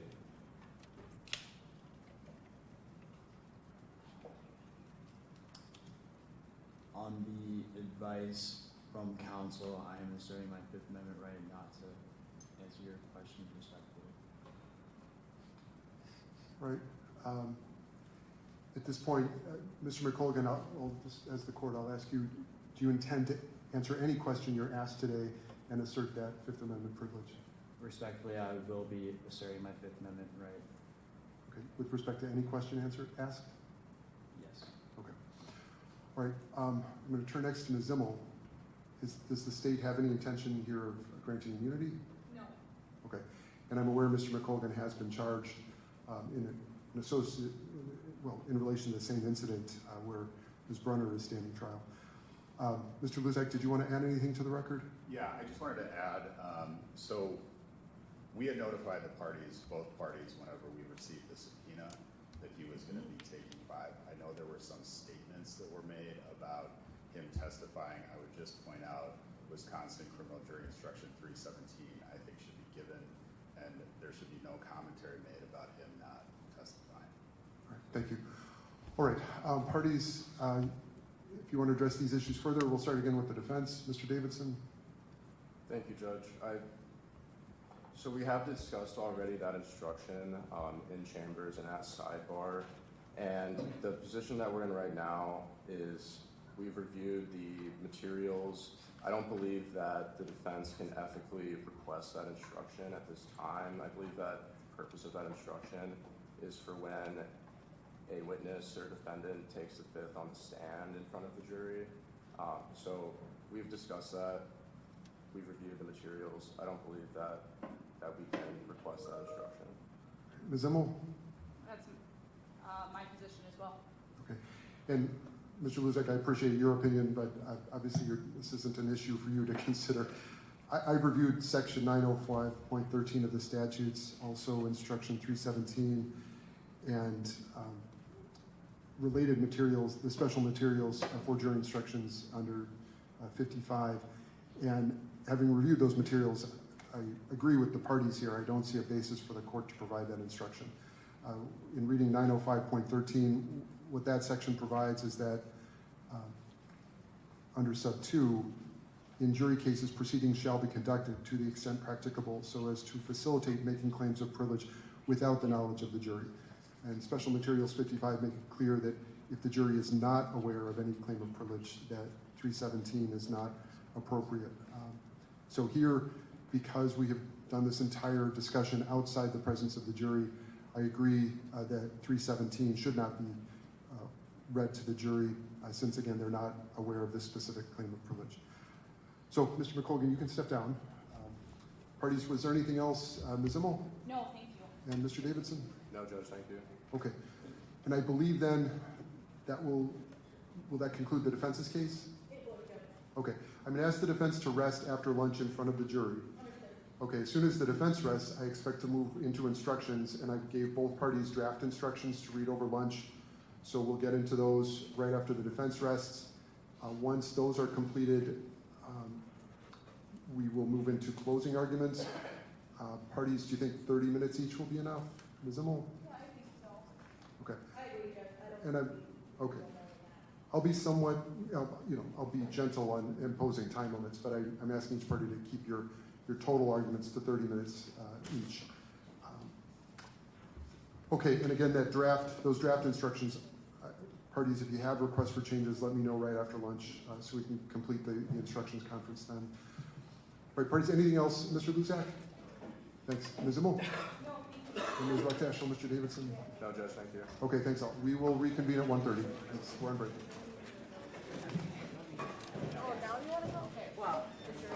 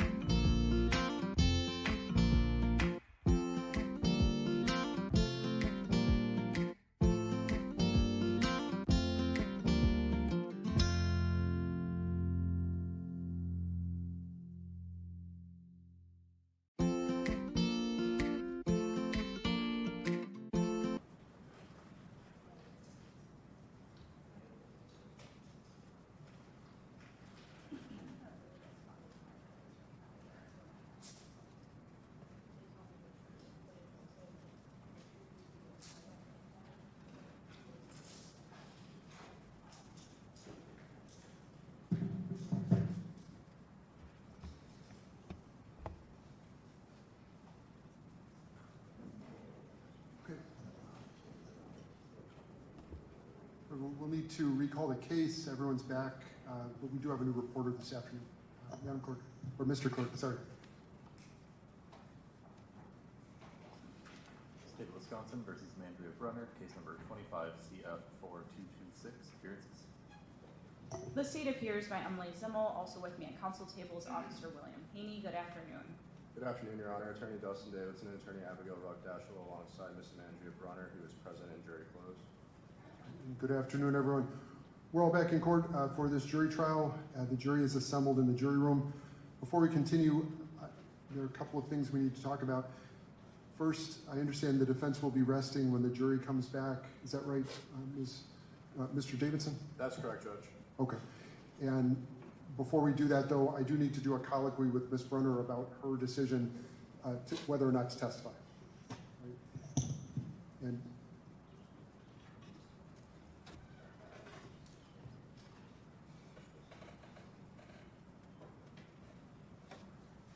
okay. So, Ms. Brunner, I'll need to ask you some questions about this decision, okay? All right. So first, Ms. Brunner, do you understand that you have a constitutional right to testify? Yes. And do you understand that you have a constitutional right not to testify? Yes. Do you understand that this decision, whether to testify, is for you to make? Yes. Has anyone made any threats or promises to you to try to influence your decision? No. Have you discussed your decision whether or not to testify with your attorneys? Yes. Have you made a decision? Yes. And what is your decision? Not to testify. Not to testify. Okay. All right. And Mr. Davidson, have you had sufficient opportunity to thoroughly discuss this case and the decision whether to testify with your client, Ms. Brunner? Yes, Judge. Are you satisfied she is making her decision knowingly, intelligently, and voluntarily? I am satisfied. All right. All right. Well, having discussed this matter with Ms. Brunner and her attorney, the court does find that Ms. Brunner is making her decision not to testify knowingly, intelligently, and voluntarily. The court accepts that decision. And I understand then the defense will be resting once the jury gets back. There's one other issue we'll need to discuss. The deputy informed the court while checking in jurors that juror 24 informed him that she believes she knows an individual she saw in the gallery. We're not sure if she's letting us know that because now she's concerned about bias, but I think we'll have to discuss that with her. So, parties, I'm going to ask the deputy to bring in juror 24, please. Juror 24. Oh, which, are they going to Havas? Crivello. If you're here on a property return case, please head up to Judge Crivello's court. She's up on the 6th floor. Judge Laura Crivello, branch 36, on the 6th floor. If you're here on a property return.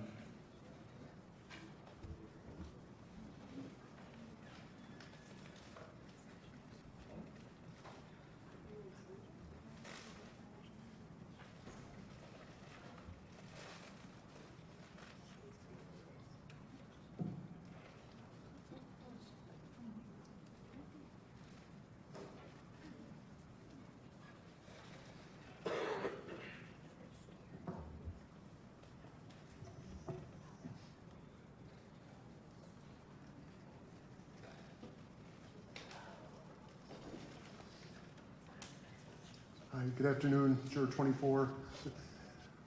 So the deputy informed us that you told him that you think you know someone you see in the gallery who's associated with one of the parties here. Is that right? Okay. And we don't have a mic for you. I guess I'm just going to ask you to, you have the court reporter right here though. If you could explain how you think you might be connected to a party. Sure. So I saw someone in the hallway that I used to work with, and then we still have quite a few mutual friends. I don't talk or hang out with her anymore, but we just have mutual friends, and we know her quite well from about 10 years ago. Okay. Her name used to be Fred, and we come out with the same. Okay. And you think she's associated with which party, the state or the defense? I believe the defense. Okay. Okay.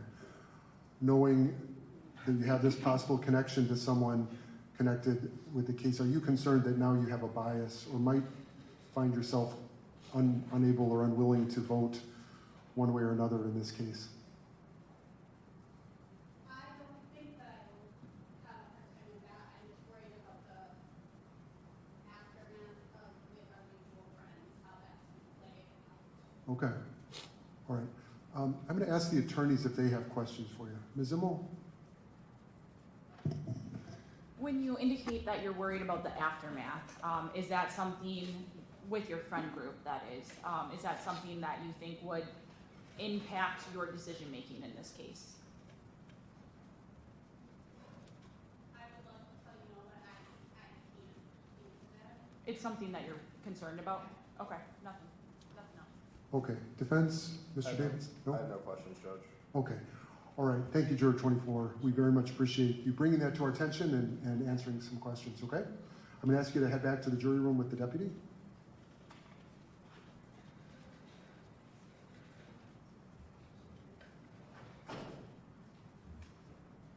Okay, Juror 24 has left the courtroom. Parties are your positions. Ms. Immel? I think we need to make her an alternate judge. She indicated that the relationship with the friend could impact her decision making, or she doesn't know, but she's concerned about it impacting her decision making in this case. Okay. Defense? Deference to the court. Okay.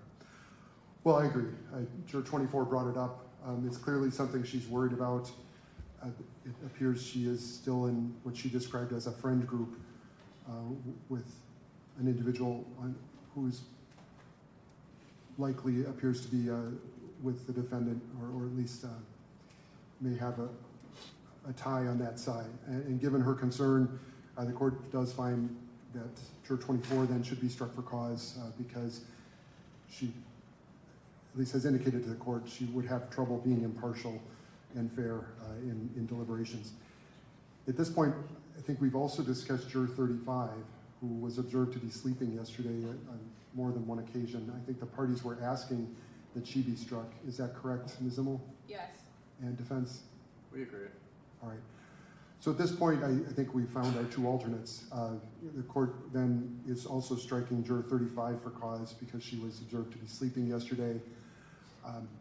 With that said, I think what I'm going to do is just ask the deputy to release Jurors 24 and 35 at this time. We won't need them to be present for the remainder of the trial.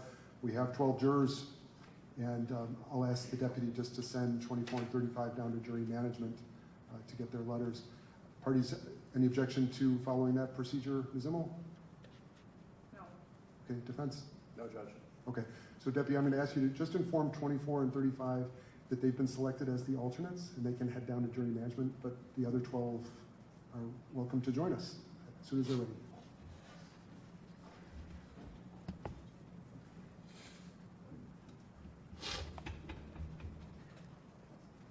Judge. Okay, yep. Oh yeah, I need to, yeah. Could you let, sorry, off the record.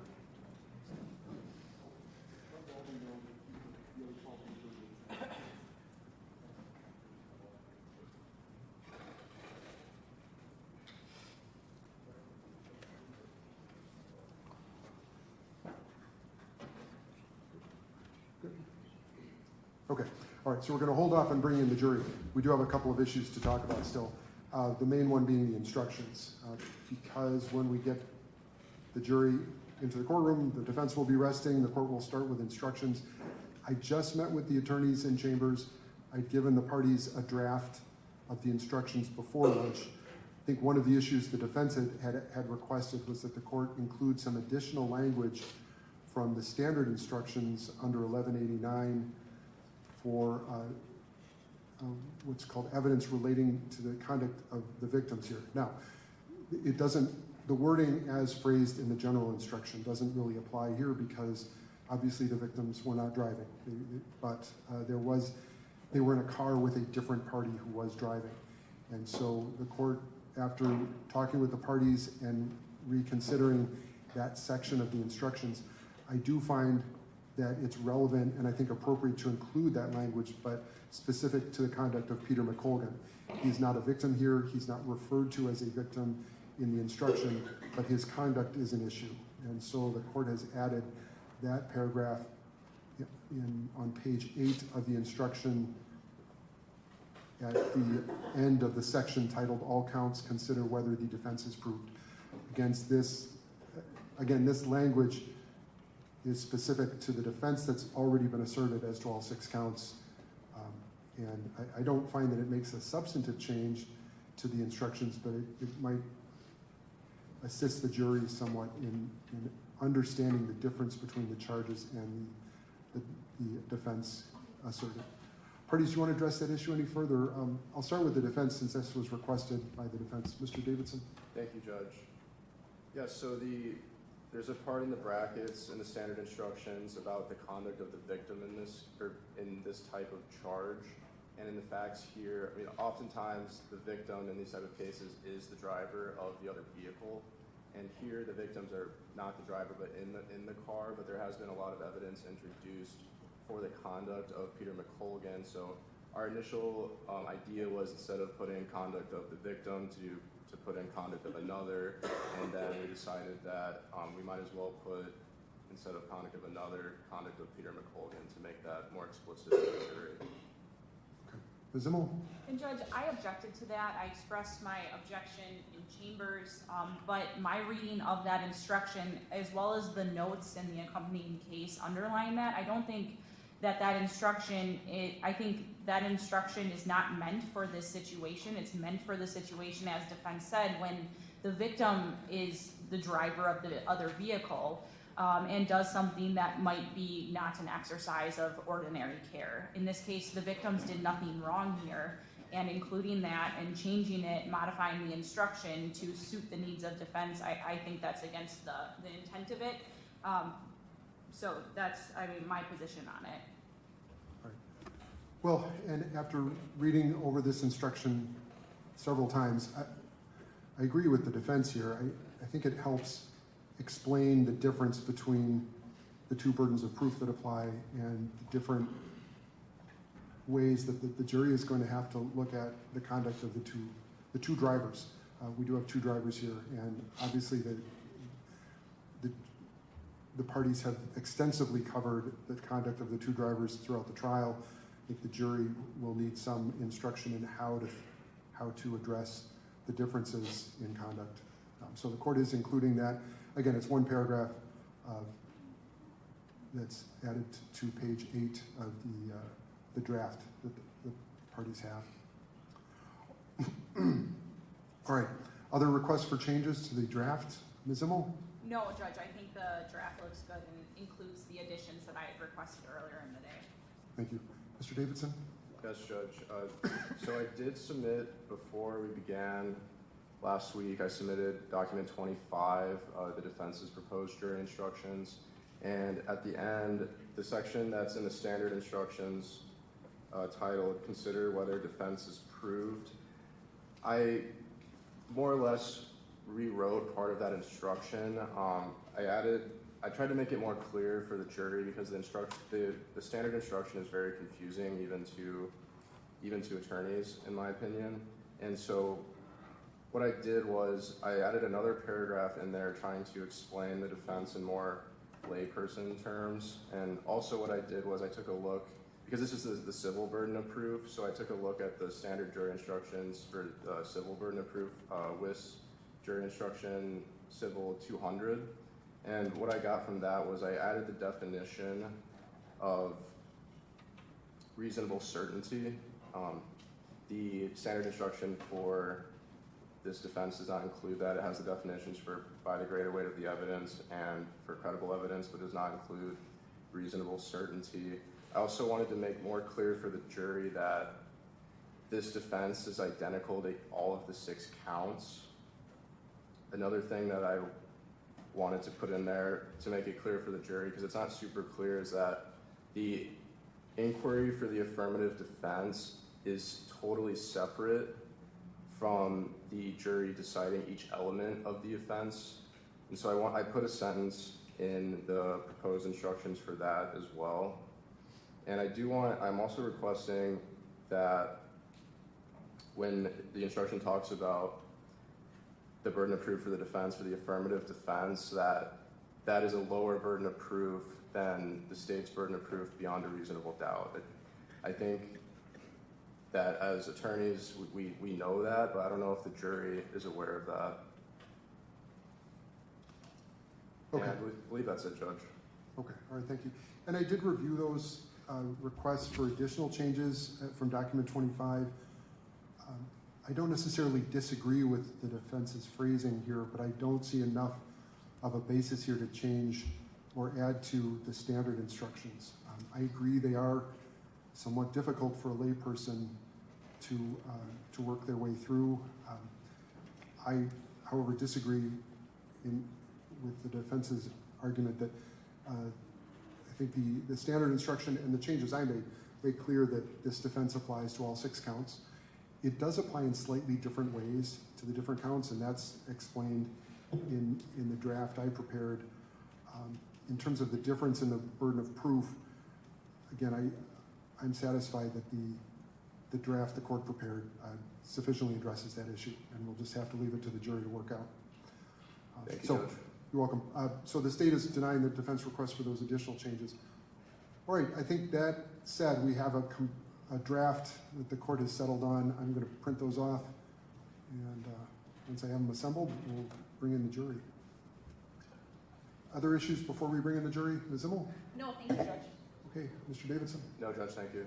Okay, and for defense, who's doing the closing? I am, Judge. Ms. Rechtashel, okay. Yeah, again, we're sticking with 30 minutes apiece.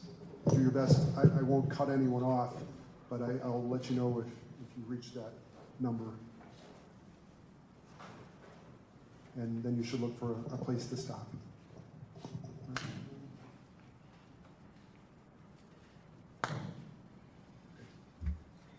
These are coming to your printer.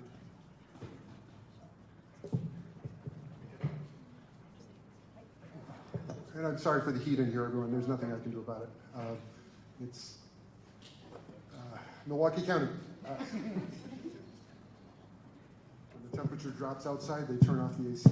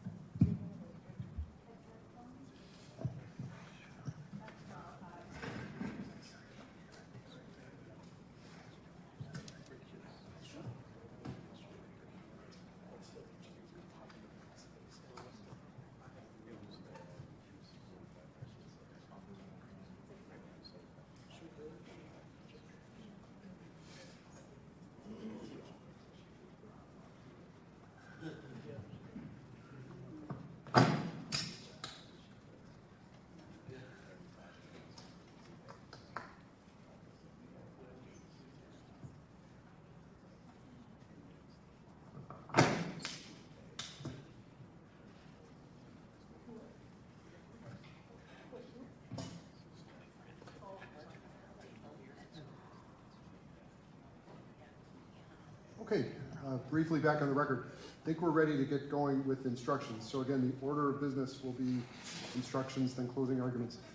I did receive a message while we were wrapping up this morning that there was some concern about chatter in the gallery.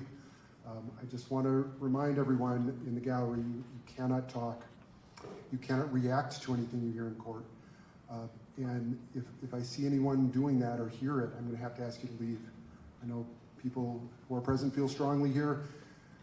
You're going to hear things you strongly agree with. You're going to hear things you strongly disagree with during the closing arguments.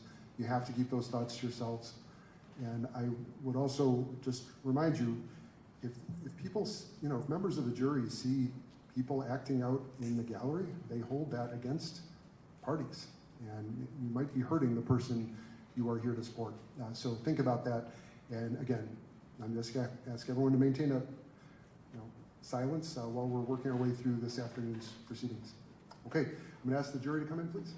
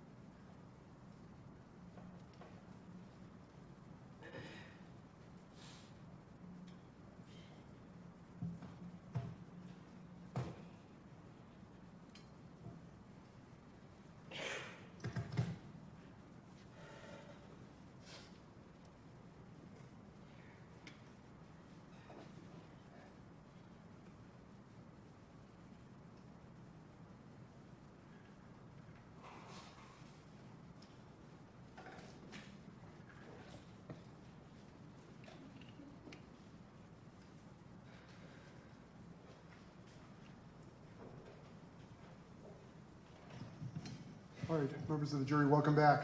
We're ready to continue now with the closing stages of the trial. We did end with the defense this morning. I'm going to start with the defense this afternoon. Thank you, Judge. The defense rests. Okay.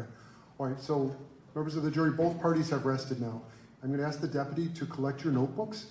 You won't need those now because evidence has been presented. There will be no more evidence coming in.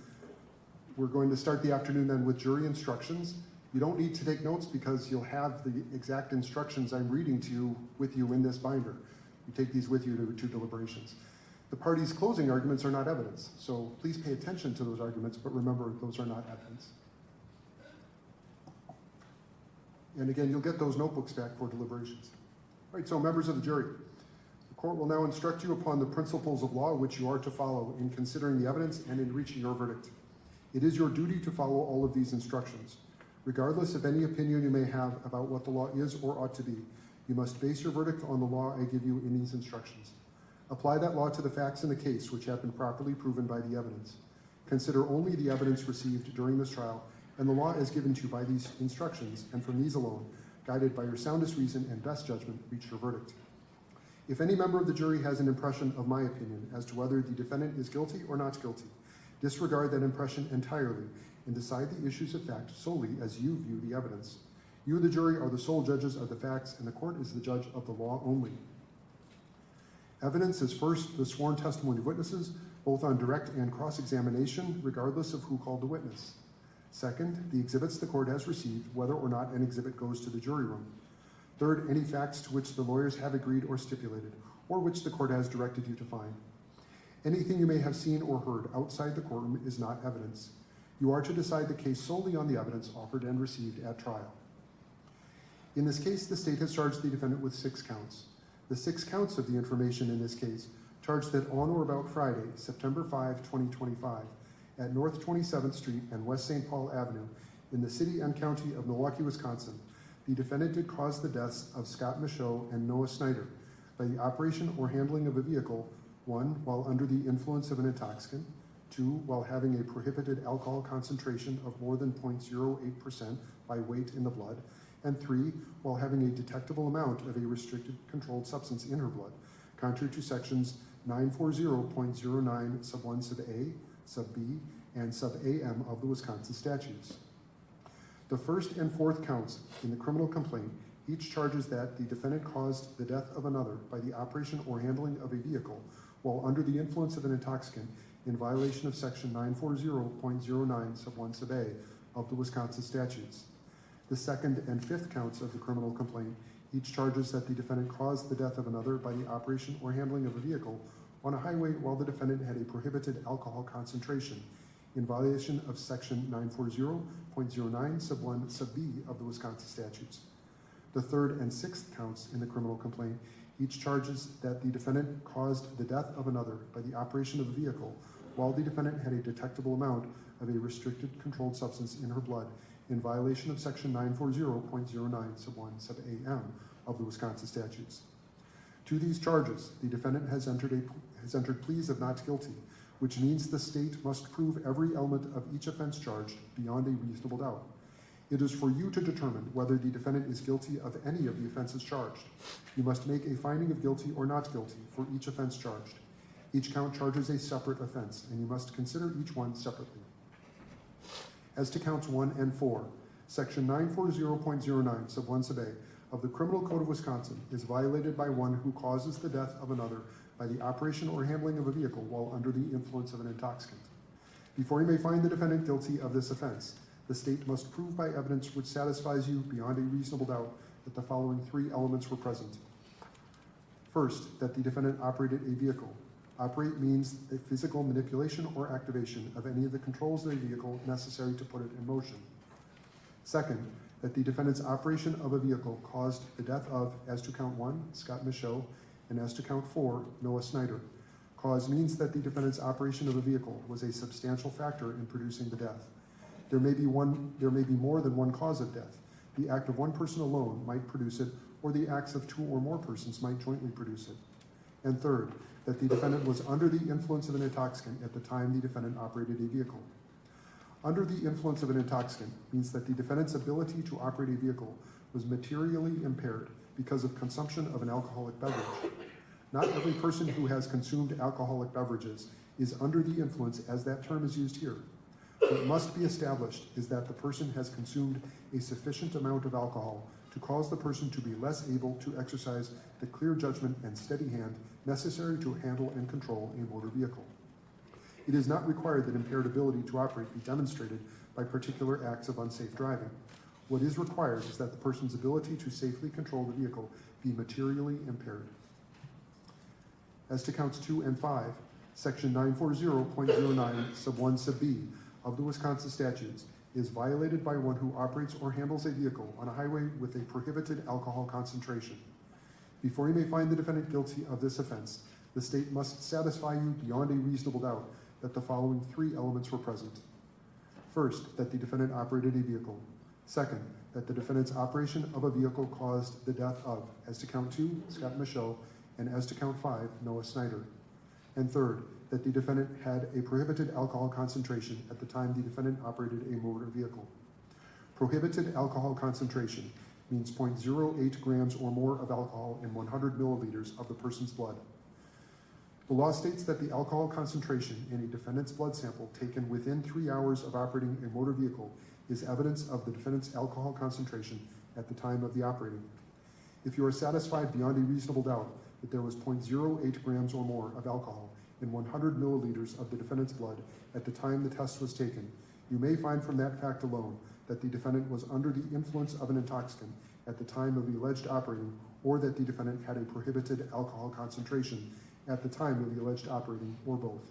But you are not required to do so.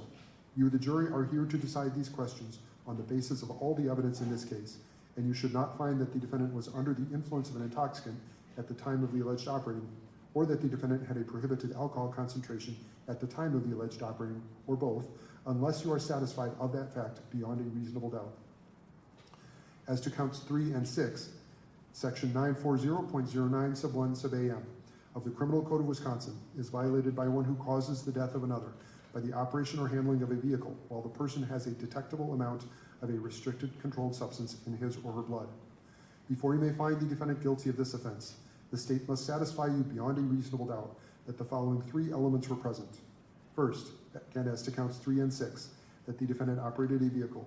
Second, that the defendant's operation of a vehicle caused the death of, as to count 3, Scott Michaud, and as to count 6, Noah Snyder. And third, that the defendant had a detectable amount of a restricted controlled substance in her blood at the time the defendant operated a vehicle.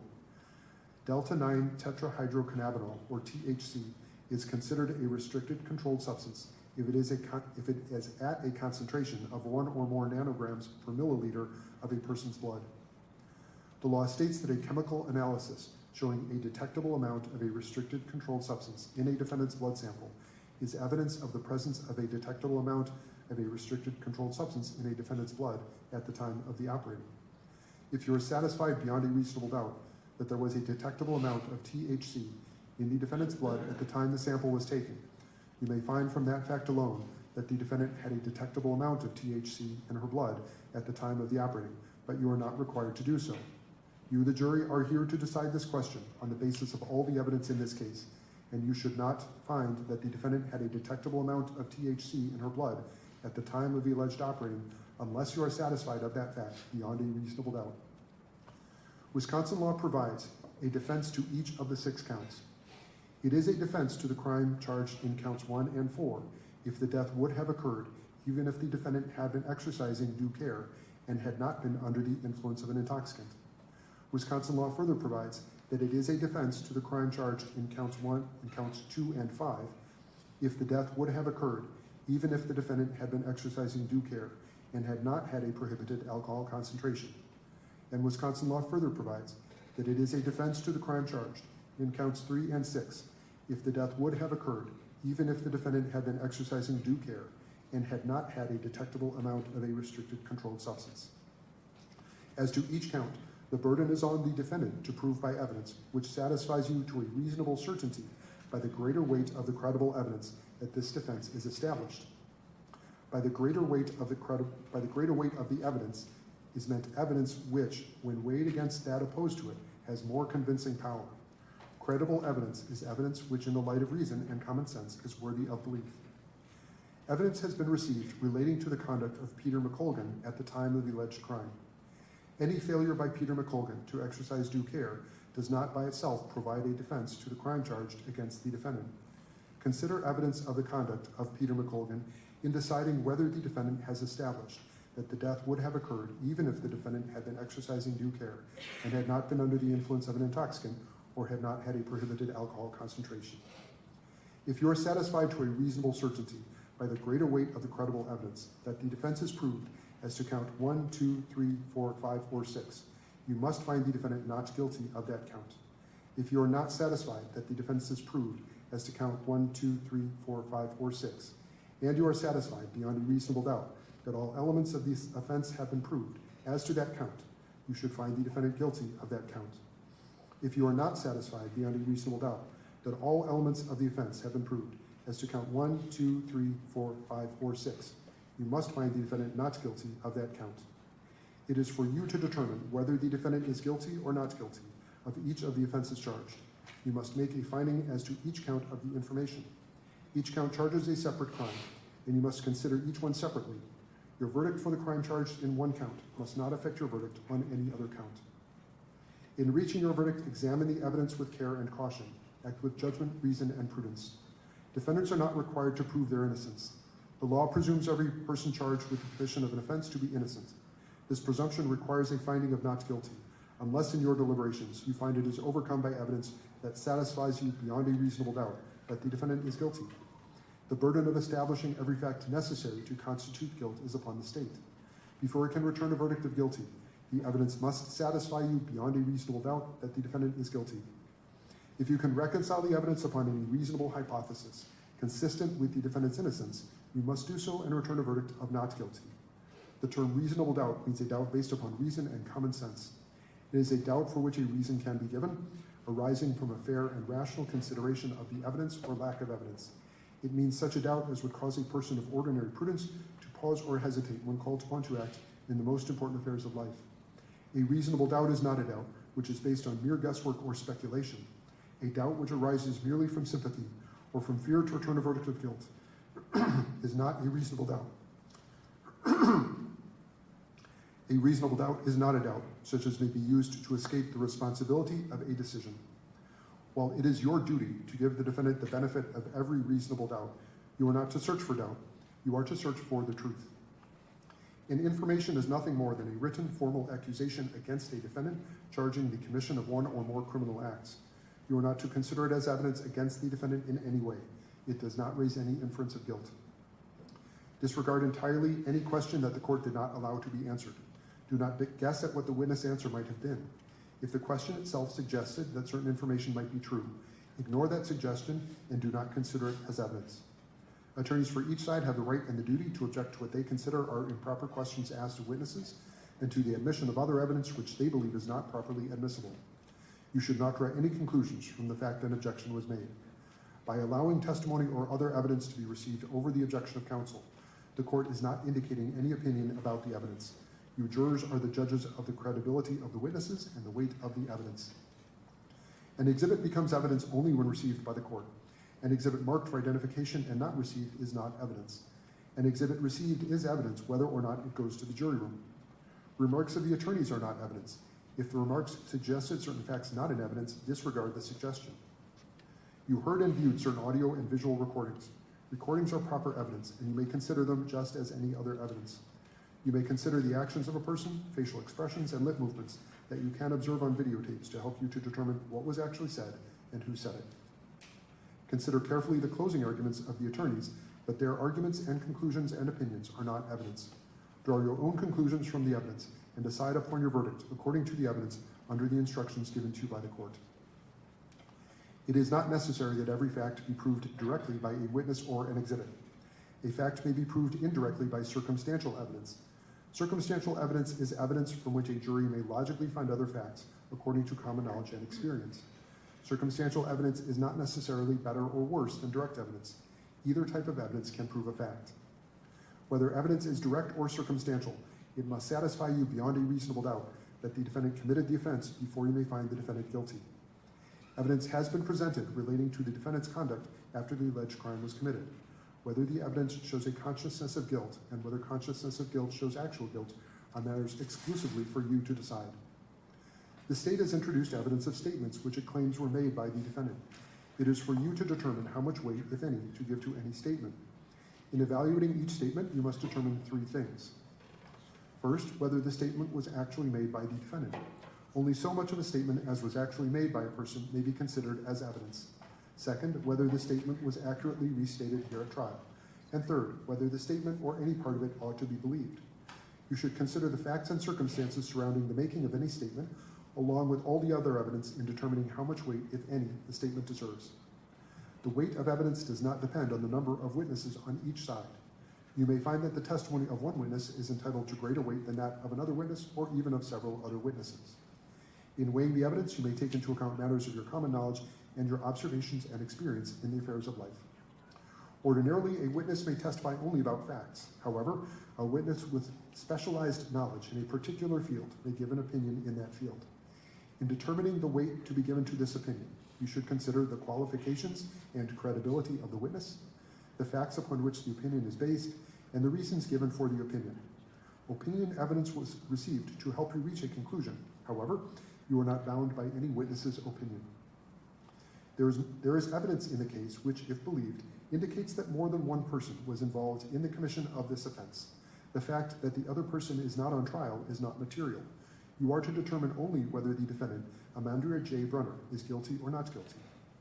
It is the duty of the jury to scrutinize and to weigh the testimony of witnesses and to determine the effect of the evidence as a whole.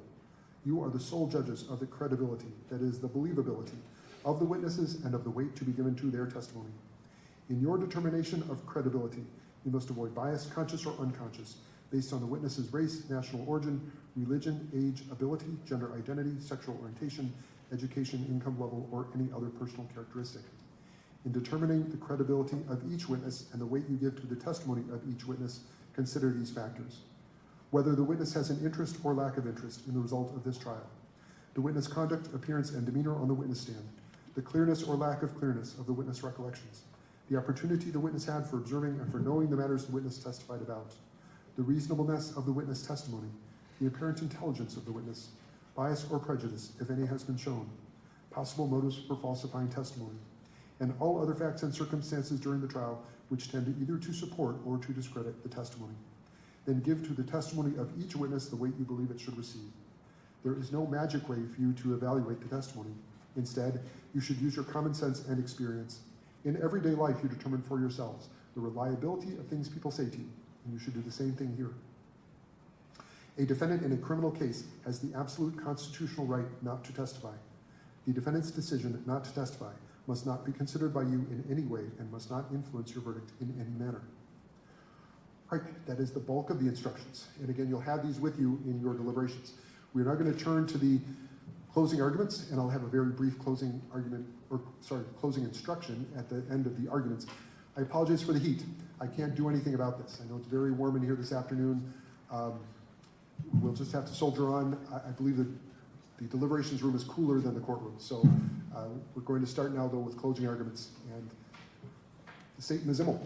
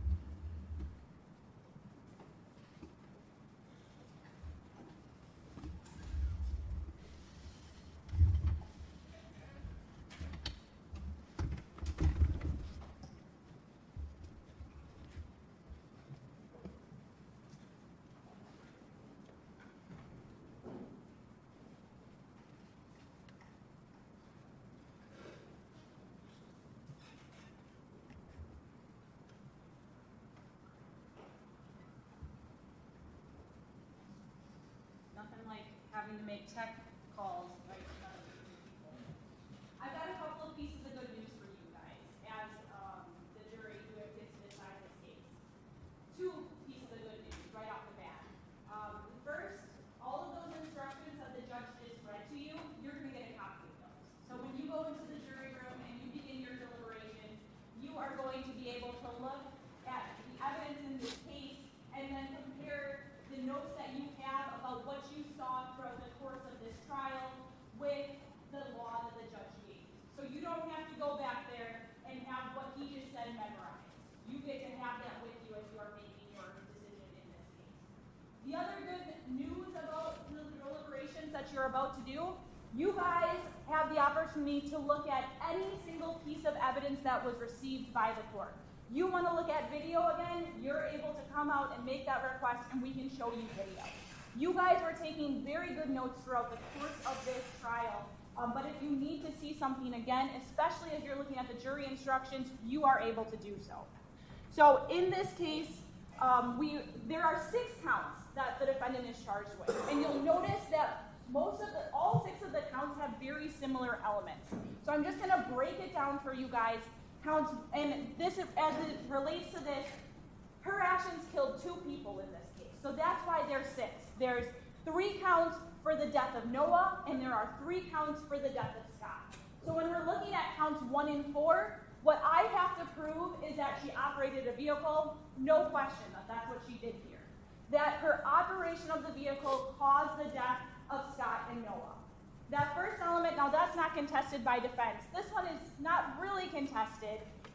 There's no question that her operation of this vehicle, the impact that this vehicle had with the Jeep, was what caused these 2 boys to die.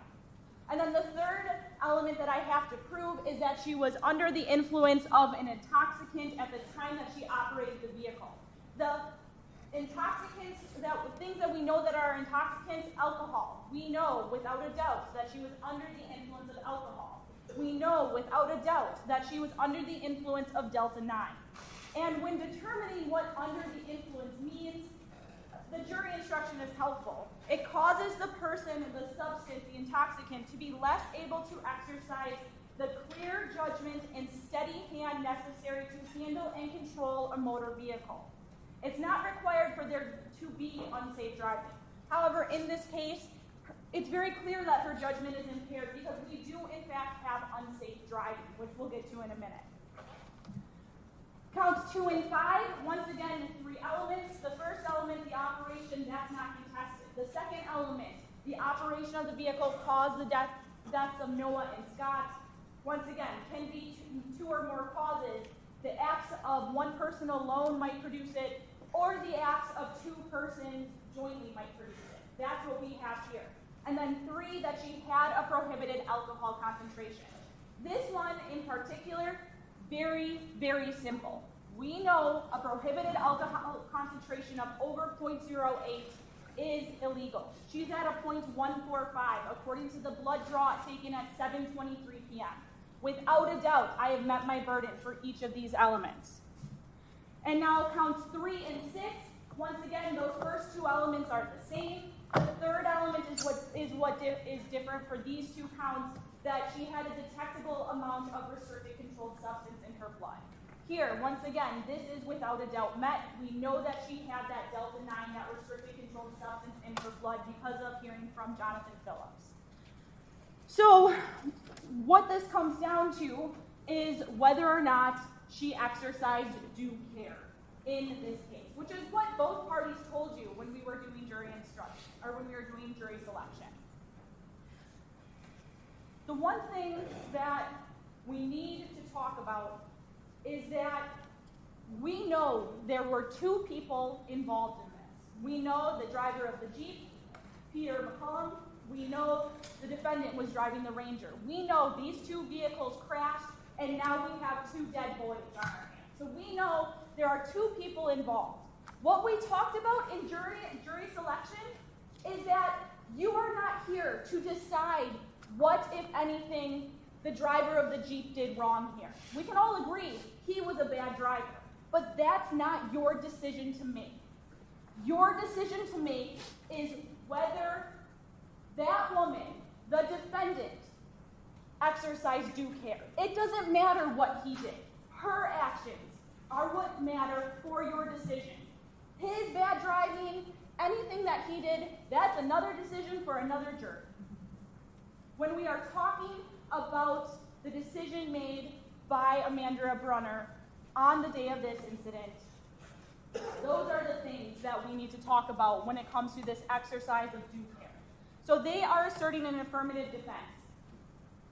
Very clear, it's the defense burden to prove by a preponderance of evidence this defense. And that is also listed in the jury instructions here about what exactly they have to prove. And it's their burden. The defense has to prove it to you. The rest of the stuff we talked about, that's on me. That is my burden, beyond a reasonable doubt. But they have to prove that she exercised due care in this case. They have to prove by credible evidence, which is evidence which is in light of reason and common sense worthy of belief. And they have failed to do so in this case. They have failed to prove that the death would have occurred even if she had been exercising due care and had not been intoxicated. So this affirmative defense, let's talk about that a little bit. This affirmative defense was created for the drunk guy who is sitting at a stoplight, a red stoplight, sitting there minding his own business, and he is rear-ended into the path of traffic, and his passenger gets struck and dies. That is an appropriate use of an affirmative defense. For that drunk guy who's not doing anything wrong, isn't making a bad decision as a product of his alcohol concentration. That's what the legislature intended for the use of this. The defense is trying to fit that intent into the facts of this case, which is not what we have here, because they can't prove that she was exercising due care. They can't prove that this would have happened anyway. So one angle that they are trying to go after this defense is trying to say it would have happened anyway. In a way, she would have done the same thing. She would have made the same left-handed turn if she were not drunk and high. That's simply not true. How do we know that that's not true? We know from Amandria Brunner. We know from the body camera footage of her right after this crash, where she says, I should have stopped. I shouldn't have went on the yellow. We know that she has regrets about what she did, that she regretted that. She says it in the body camera evidence from later on when she's at the hospital, saying, I knew I shouldn't have fucking went. Even in her Mirandai statement, she says, I knew I should have just waited. Because I was in the middle of the intersection, though. And that last bit is very interesting to me. Now remember that Mirandai statement happened about a day after. Presumably she's not drunk anymore at that point. And the fact that her perception of what happened is that she was in the middle of the intersection goes to show just how cloudy her judgment was on the day that this happened. You all saw the evidence in this case. You all saw the video. We saw the video. We saw the defense's experts' diagrams about where the cars were on the road. Everyone knows she was not in the middle of the intersection. Not even close. Was not even in that intersection, despite what Mr. Bingham seems to think that being stopped before the crosswalk constitutes the intersection. But this shows that she did not actually have a clear grasp on what was going on when she made that turn. Not only from Ms. Brunner, we also have the statement from Linus Orru, a man who was there when the crash happened, who told all of you he saw that crash happening before it even did. He said that woman right there was completely at fault. She should have stopped. He saw it happening. This is 5 p.m., rush hour traffic, a very busy intersection, where a car who is safely stopped at a light should have stayed there. And she did not do that. So the first part of what they're trying to say that she would have made this, or what I assume they're going to argue is she would have made this turn anyway, that's not true. Because we know, based on the evidence from her, is that she had regret, that she shouldn't have gone. She's saying over and over again. But let's talk about how this decision she made is not even a decision that is an example of due care. She is stopped before the crosswalk in a spot that is perfectly safe to be. The yellow light happens. My 5-year-old could tell us that when you are stopped in front of a yellow light in a safe spot, you should not go. As every witness who, well, the expert this morning didn't have any sort of recon experience, but all of the law enforcement officers said she could have gotten a ticket for going on the yellow light in the position that she was in. But she went. Not only did she go on the yellow when she was stopped in a safe spot, as we can see from what the defense's expert's testimony this morning, now he's guessing, he doesn't know exactly what her view is, but best guess is that she's got an obstructed view for most of this crash event. There's the car turning in front of her, that's obstructing her view down the road. There's the other vehicles who are involved. And then by the time she actually can see cars coming, in fact, see the Jeep that was carrying these victims, that's when she decides to go. When she sees oncoming traffic, she makes a decision to go into that intersection. And the one thing that is kind of curious as we were looking at the experts' drawings is where the position of her car when she's actually going. She's not making what a normal left-hand turn would be, where you're supposed to, go into the lane that you're turning into the next street. She's turning towards the incoming traffic coming eastbound on St. Paul. The lining up of her vehicle is just strange to begin with, of the decision to turn. It's stuff like that, the lining up of her vehicle, the slow roll of the decision to go, all is showing that she is too intoxicated to be in this situation. She is too intoxicated to be driving at all. She's almost double the legal limit with weed on board as well. And yet she turns into oncoming traffic. When she can clearly see that the Jeep is there, she makes that turn, causing the collision between these two vehicles, causing 2 boys to be taken from this world. She's not the only cause. We've talked about that. But she is a substantial factor that caused these deaths.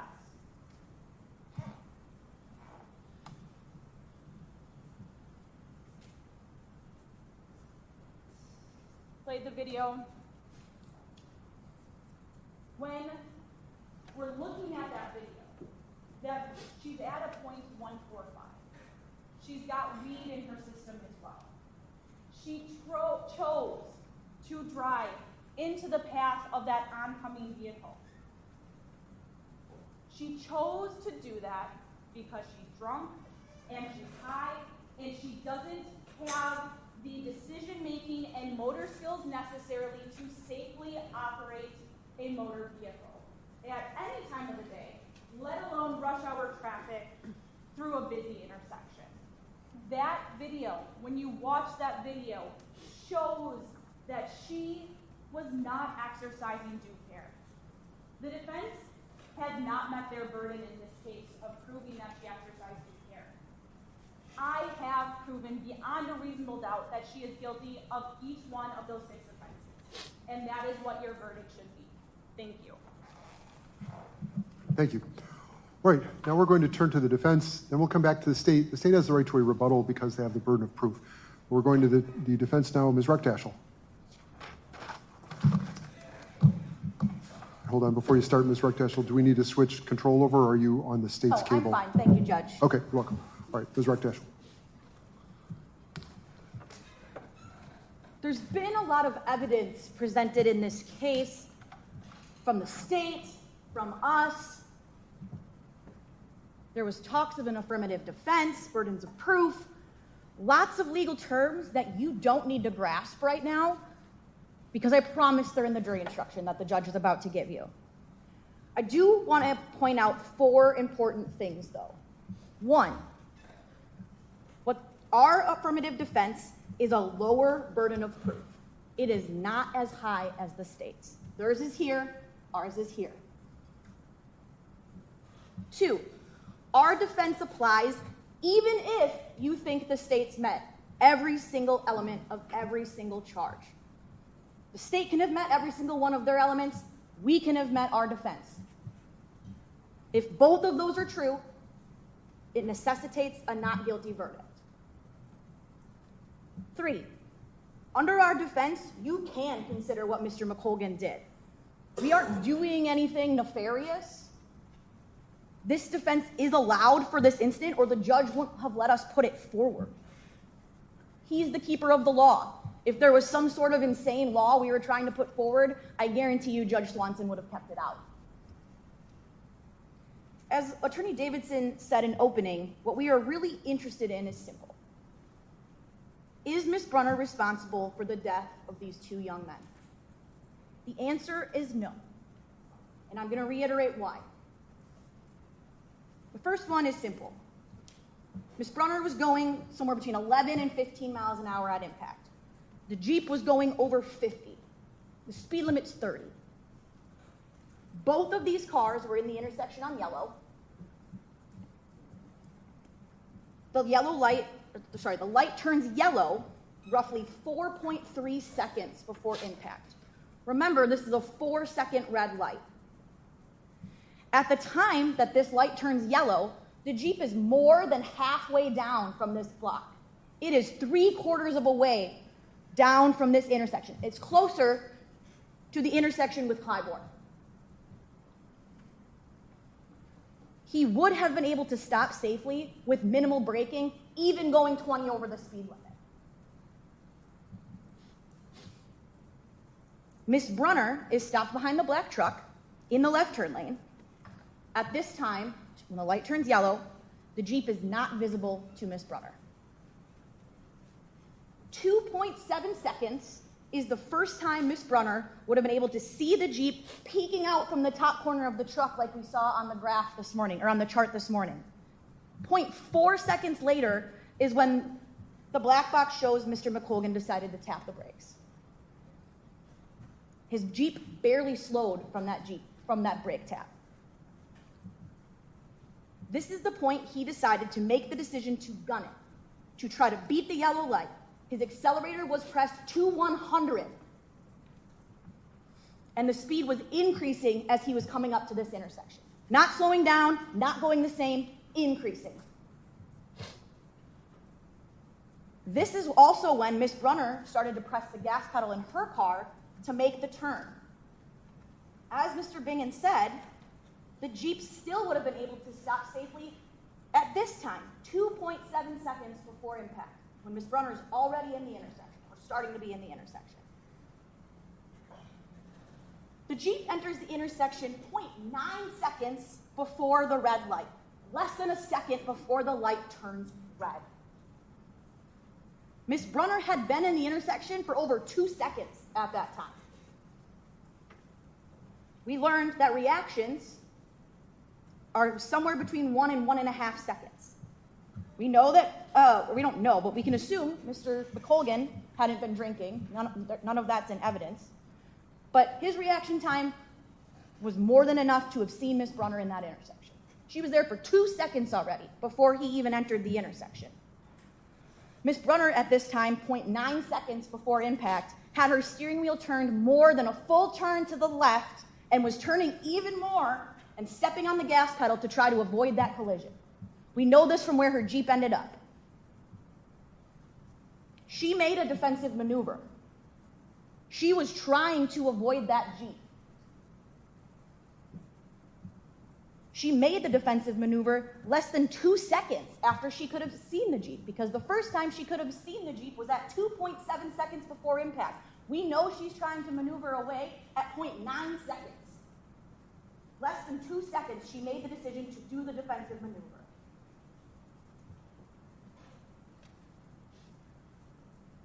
This is what I believe is the most telling evidence that Ms. Brunner is not responsible for the deaths of these young men.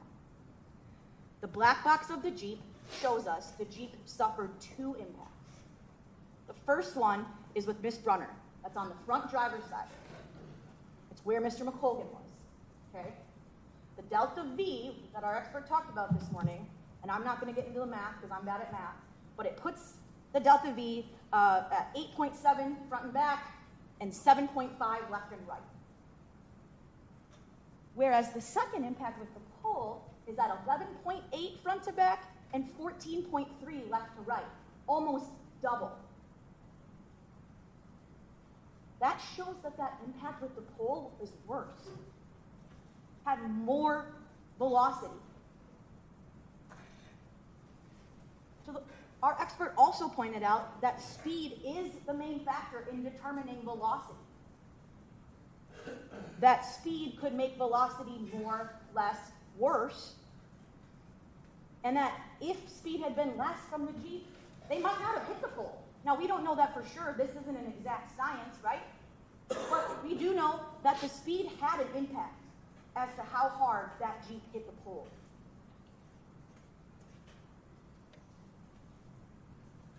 That, my friends, is reasonable doubt by definition.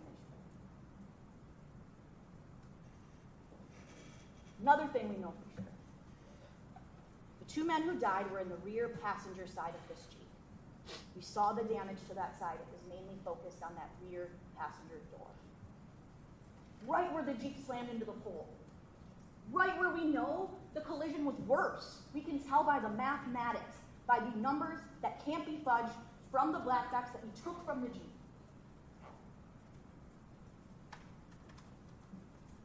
The impact with Miss Brunner was fully on the opposite side of where these gentlemen were. The medical examiner testified that they can't tell which impact killed these kids. It could have been the first one. It could have been the second one. We don't know. And that, again, my friends, is reasonable doubt. Sober people can and do enter intersections on yellow. Mr. McColgan was sober, and he entered the intersection on yellow. He did so with less than a second of yellow light left. There was 3 other cars in that intersection on yellow. I believe one of them is other vehicle 2. That's the car that's facing Miss Brunner turning left the opposite way. That car was in the intersection on yellow. The truck in front of Miss Brunner, that was in the intersection on yellow. There were lots of cars in this intersection on yellow. Miss Brunner wasn't the only one.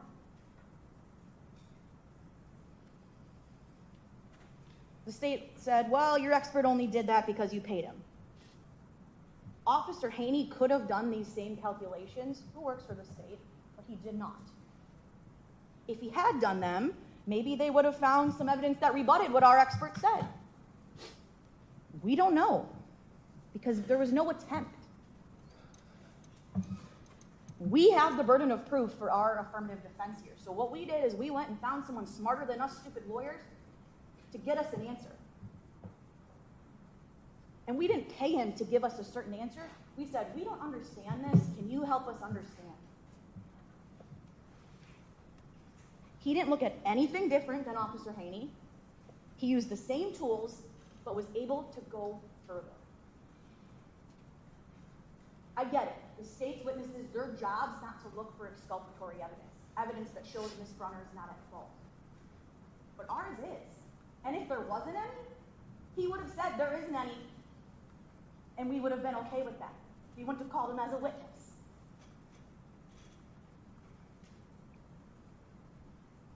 Yes, he was paid. No one works for free. I want to talk about what our expert didn't do.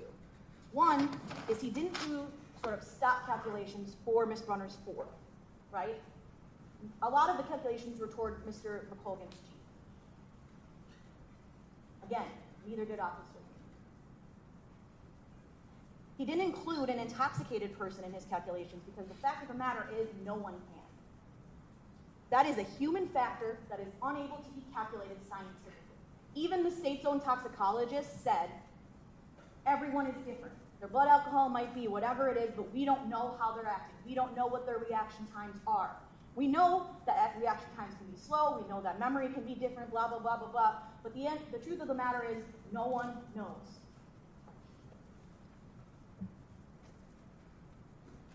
There was no way for Mr. Binion to add those human factors, even if he wanted. want to leave you with one more thing. This is kind of how I think I would summarize what we put forward here. How has the state connected her impairment to her driving? At the time she went in the intersection, even though it was yellow, it looked safe. Lots of people do that on the regular. In fact, several cars were doing that at that same time, at that same intersection, on that same light. She was proceeding with caution. At most, she was going 15 miles an hour. At most. She made a defensive maneuver. Her wheel was cranked all the way to the left, trying to avoid this collision. She tried to avoid it. Another thing is, you don't expect the car coming at you to be going double the speed limit and have zero intention of stop. We know this because its speed was increasing going into that intersection. Not staying the same, not slowing down, increasing speed, careening into that intersection with no regard.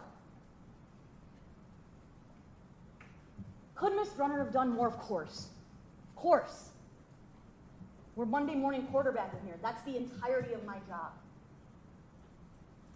Every person who gets in an accident thinks they could have and should have done something different.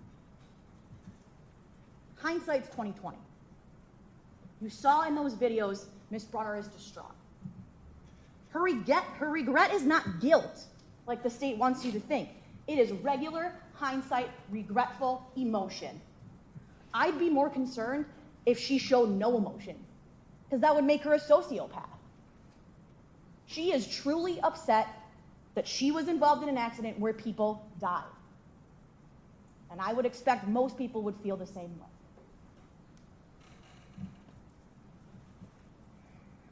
Is Miss Brunner's drinking and operating a vehicle responsible for those deaths? The answer is no.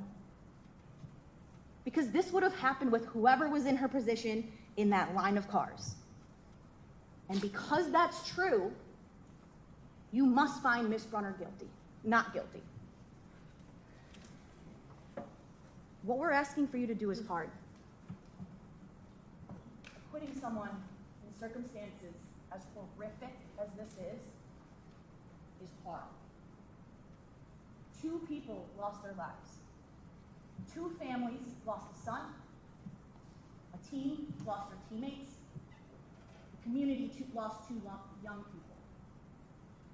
I know I don't take that for granted, and I know you guys don't either. I truly can't imagine that level of horrificness. I truly can't. But that horrificness, that hurt, that empathy, the sadness you feel for these families is felt by all of us. But that cannot influence your decision. It cannot. And that's not me saying that as the defense. The law demands that of you. The Constitution demands that of you. And for that reason, we are asking for you to return a not guilty verdict.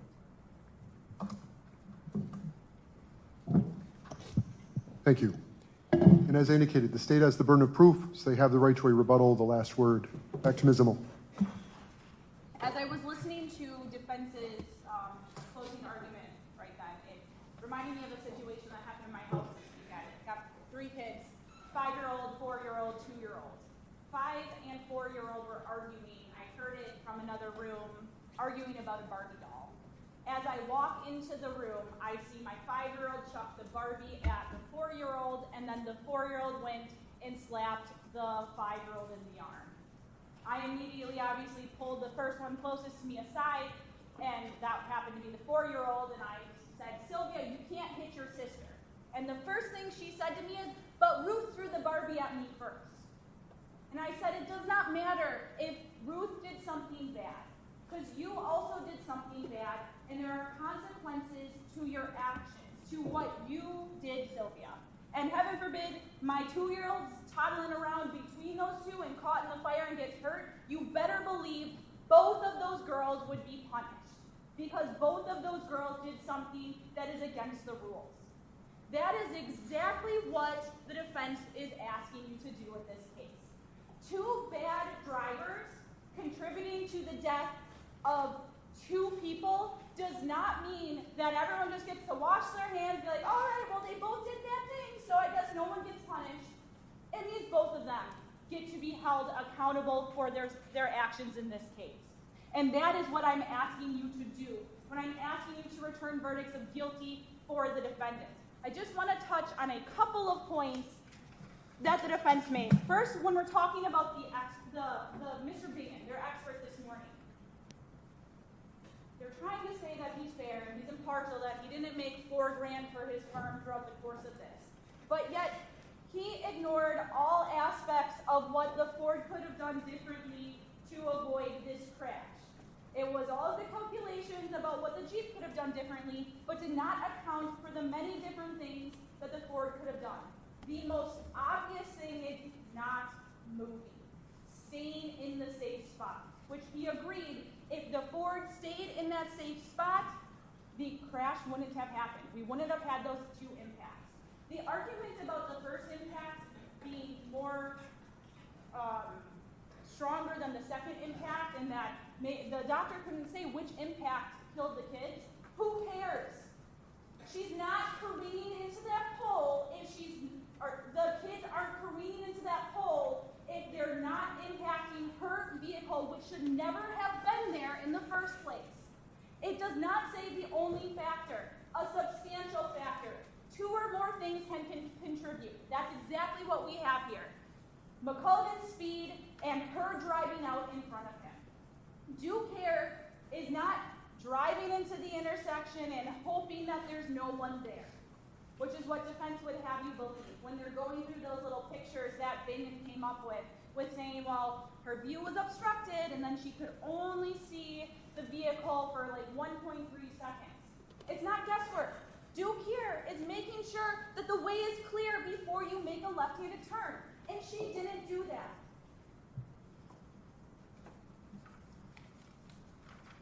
Also, their expert talking about how he doesn't know about intoxication.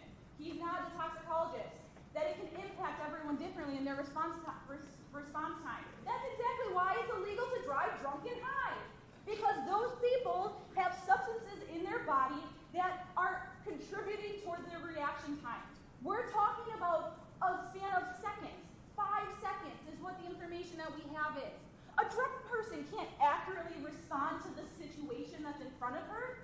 She can't respond accurately to the car careening towards her because she's drunk and she's high, and that's impacting her ability to look at the situation and respond to it appropriately. That's why she never should have been behind that wheel in the first place. This is a situation where it is very clear. They want you to be my daughter and say, well, the other person did something wrong, so she's not responsible, and that is not what the evidence shows. The evidence shows that there is no due care, that she did not act with caution of a normal, not intoxicated person, that she violated the rules of the road, that she entered that intersection, that she caused this crash, and she is responsible for the deaths of these 2 boys.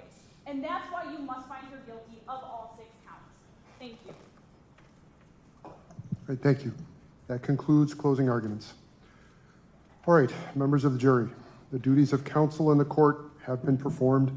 The case has been argued by counsel. The court has instructed you regarding the rules of law which should govern you in your deliberations. The time has now come when the great burden of reaching a just, fair, and conscientious decision of this case is to be thrown wholly upon you, the jurors, selected for this important duty. You will not be swayed by sympathy, prejudice, or passion. You will be very careful and deliberate in weighing the evidence. I charge you to keep your duties steadfastly in mind, and as upright citizens, to render a just and true verdict. You are to decide only whether the defendant is guilty or not guilty of the offenses charged. Any consequences of your verdict are matters for the court alone to decide and must not affect your deliberations. The following 12 forms of verdict will be submitted to you concerning the charges against the defendant, Amandria J. Brunner. As to count 1, we, the jury, find the defendant, Amandria J. Brunner, guilty of causing the death of Scott Michaud by the operation or handling of a vehicle while under the influence of an intoxicant, as charged in count 1 of the information. Another reading, we, the jury, find the defendant Amandria J. Brunner not guilty of the offense charged in count 1 of the information. As to count 2, we, the jury, find the defendant Amandria J. Brunner guilty of causing the death of Scott Michaud by the operation or handling of a vehicle on a highway while the defendant had a prohibited alcohol concentration, as charged in count 2 of the information. Another reading, we, the jury, find the defendant Amandria J. Brunner not guilty of the offense charged in count 2 of the information. Count 3, one reading, we, the jury, find the defendant Amandria J. Brunner guilty of causing the death of Scott Michaud by the operation of a vehicle while the defendant had a detectable amount of a restricted controlled substance in her blood, as charged in count 3 of the information. Another reading, we, the jury, find the defendant Amandria J. Brunner not guilty of the offense charged in count 3 of the information. Count 4, one reading, we, the jury, find the defendant Amandria J. Brunner guilty of causing the death of Noah Snyder by the operation or handling of a vehicle while under the influence of an intoxicant, as charged in count 4 of the information. Another reading, we, the jury, find the defendant Amandria J. Brunner not guilty of the offense charged in count 4 of the information. Count 5, one reading, we, the jury, find the defendant Amandria J. Brunner guilty of causing the death of Noah Snyder by the operation or handling of a vehicle on a highway while the defendant had a prohibited alcohol concentration, as charged in count 5 of the information. Another reading, we, the jury, find the defendant Amandria J. Brunner not guilty of the offense charged in count 5 of the information. And count 6, one reading, we, the jury, find the defendant Amandria J. Brunner guilty of causing the death of Noah Snyder by the operation of a vehicle while the defendant had a detectable amount of a restricted controlled substance in her blood, as charged in count 6 of the information. Another reading, we, the jury, find the defendant Amandria J. Brunner not guilty of the offense charged in count 6 of the information. It is for you to determine whether the defendant is guilty or not guilty of each of the offenses charged. You must make a finding as to each count of the information. Each count charges a separate crime, and you must consider each one separately. Your verdict for the crime charged in one count must not affect your verdict on any other count. This is a criminal, not a civil case. Therefore, before the jury may return a verdict which may legally be received, the verdict must be reached unanimously. In a criminal case, all 12 jurors must agree in order to arrive at a verdict. When you retire to the jury room, select one of your members to preside over your deliberations. The presiding juror's vote is entitled to no greater weight than the vote of any other juror. If you need to communicate with the court while you are deliberating, send a note through the bailiff, signed by the presiding juror. To have a complete record of this trial, it is important that you communicate with the court only by a written note. If you have questions, the court will talk with the attorneys before answering, so it may take some time. You should continue your deliberations while you wait for an answer. The court will answer any questions in writing or orally here in open court. When you have agreed upon your verdict, have it signed and dated by the person you have selected to preside. After you have reached a verdict, the presiding juror will notify the bailiff that a verdict has been reached. Everyone will return to the courtroom. The verdict will be read into the record in open court, and the court may ask each of you if you agree with the verdict. At this time, I'm going to ask Mr. Clerk to please swear the officers.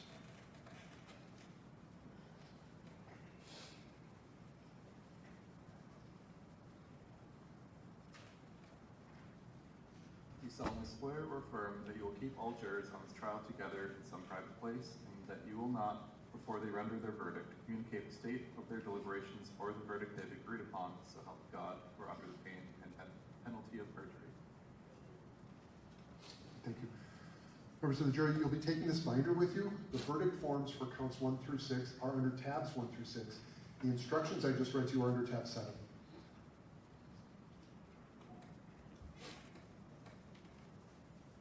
The deputy also has your notebooks. Members of the jury, please join the deputy. He'll escort you back to the jury room.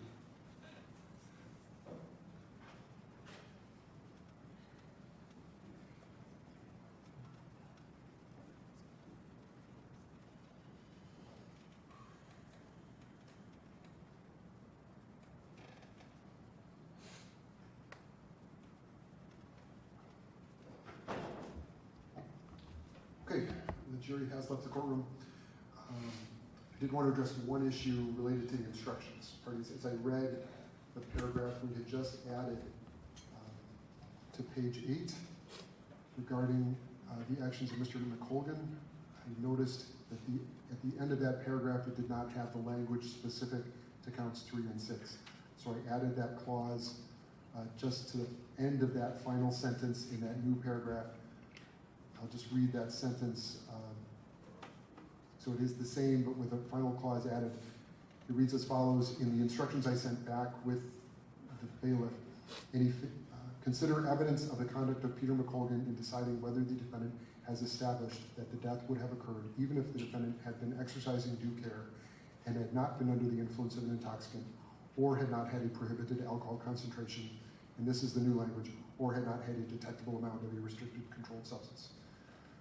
Parties, do you want to address that at all, Ms. Zimmel? No, thank you. Defense? No, Judge, thank you. Okay, thanks.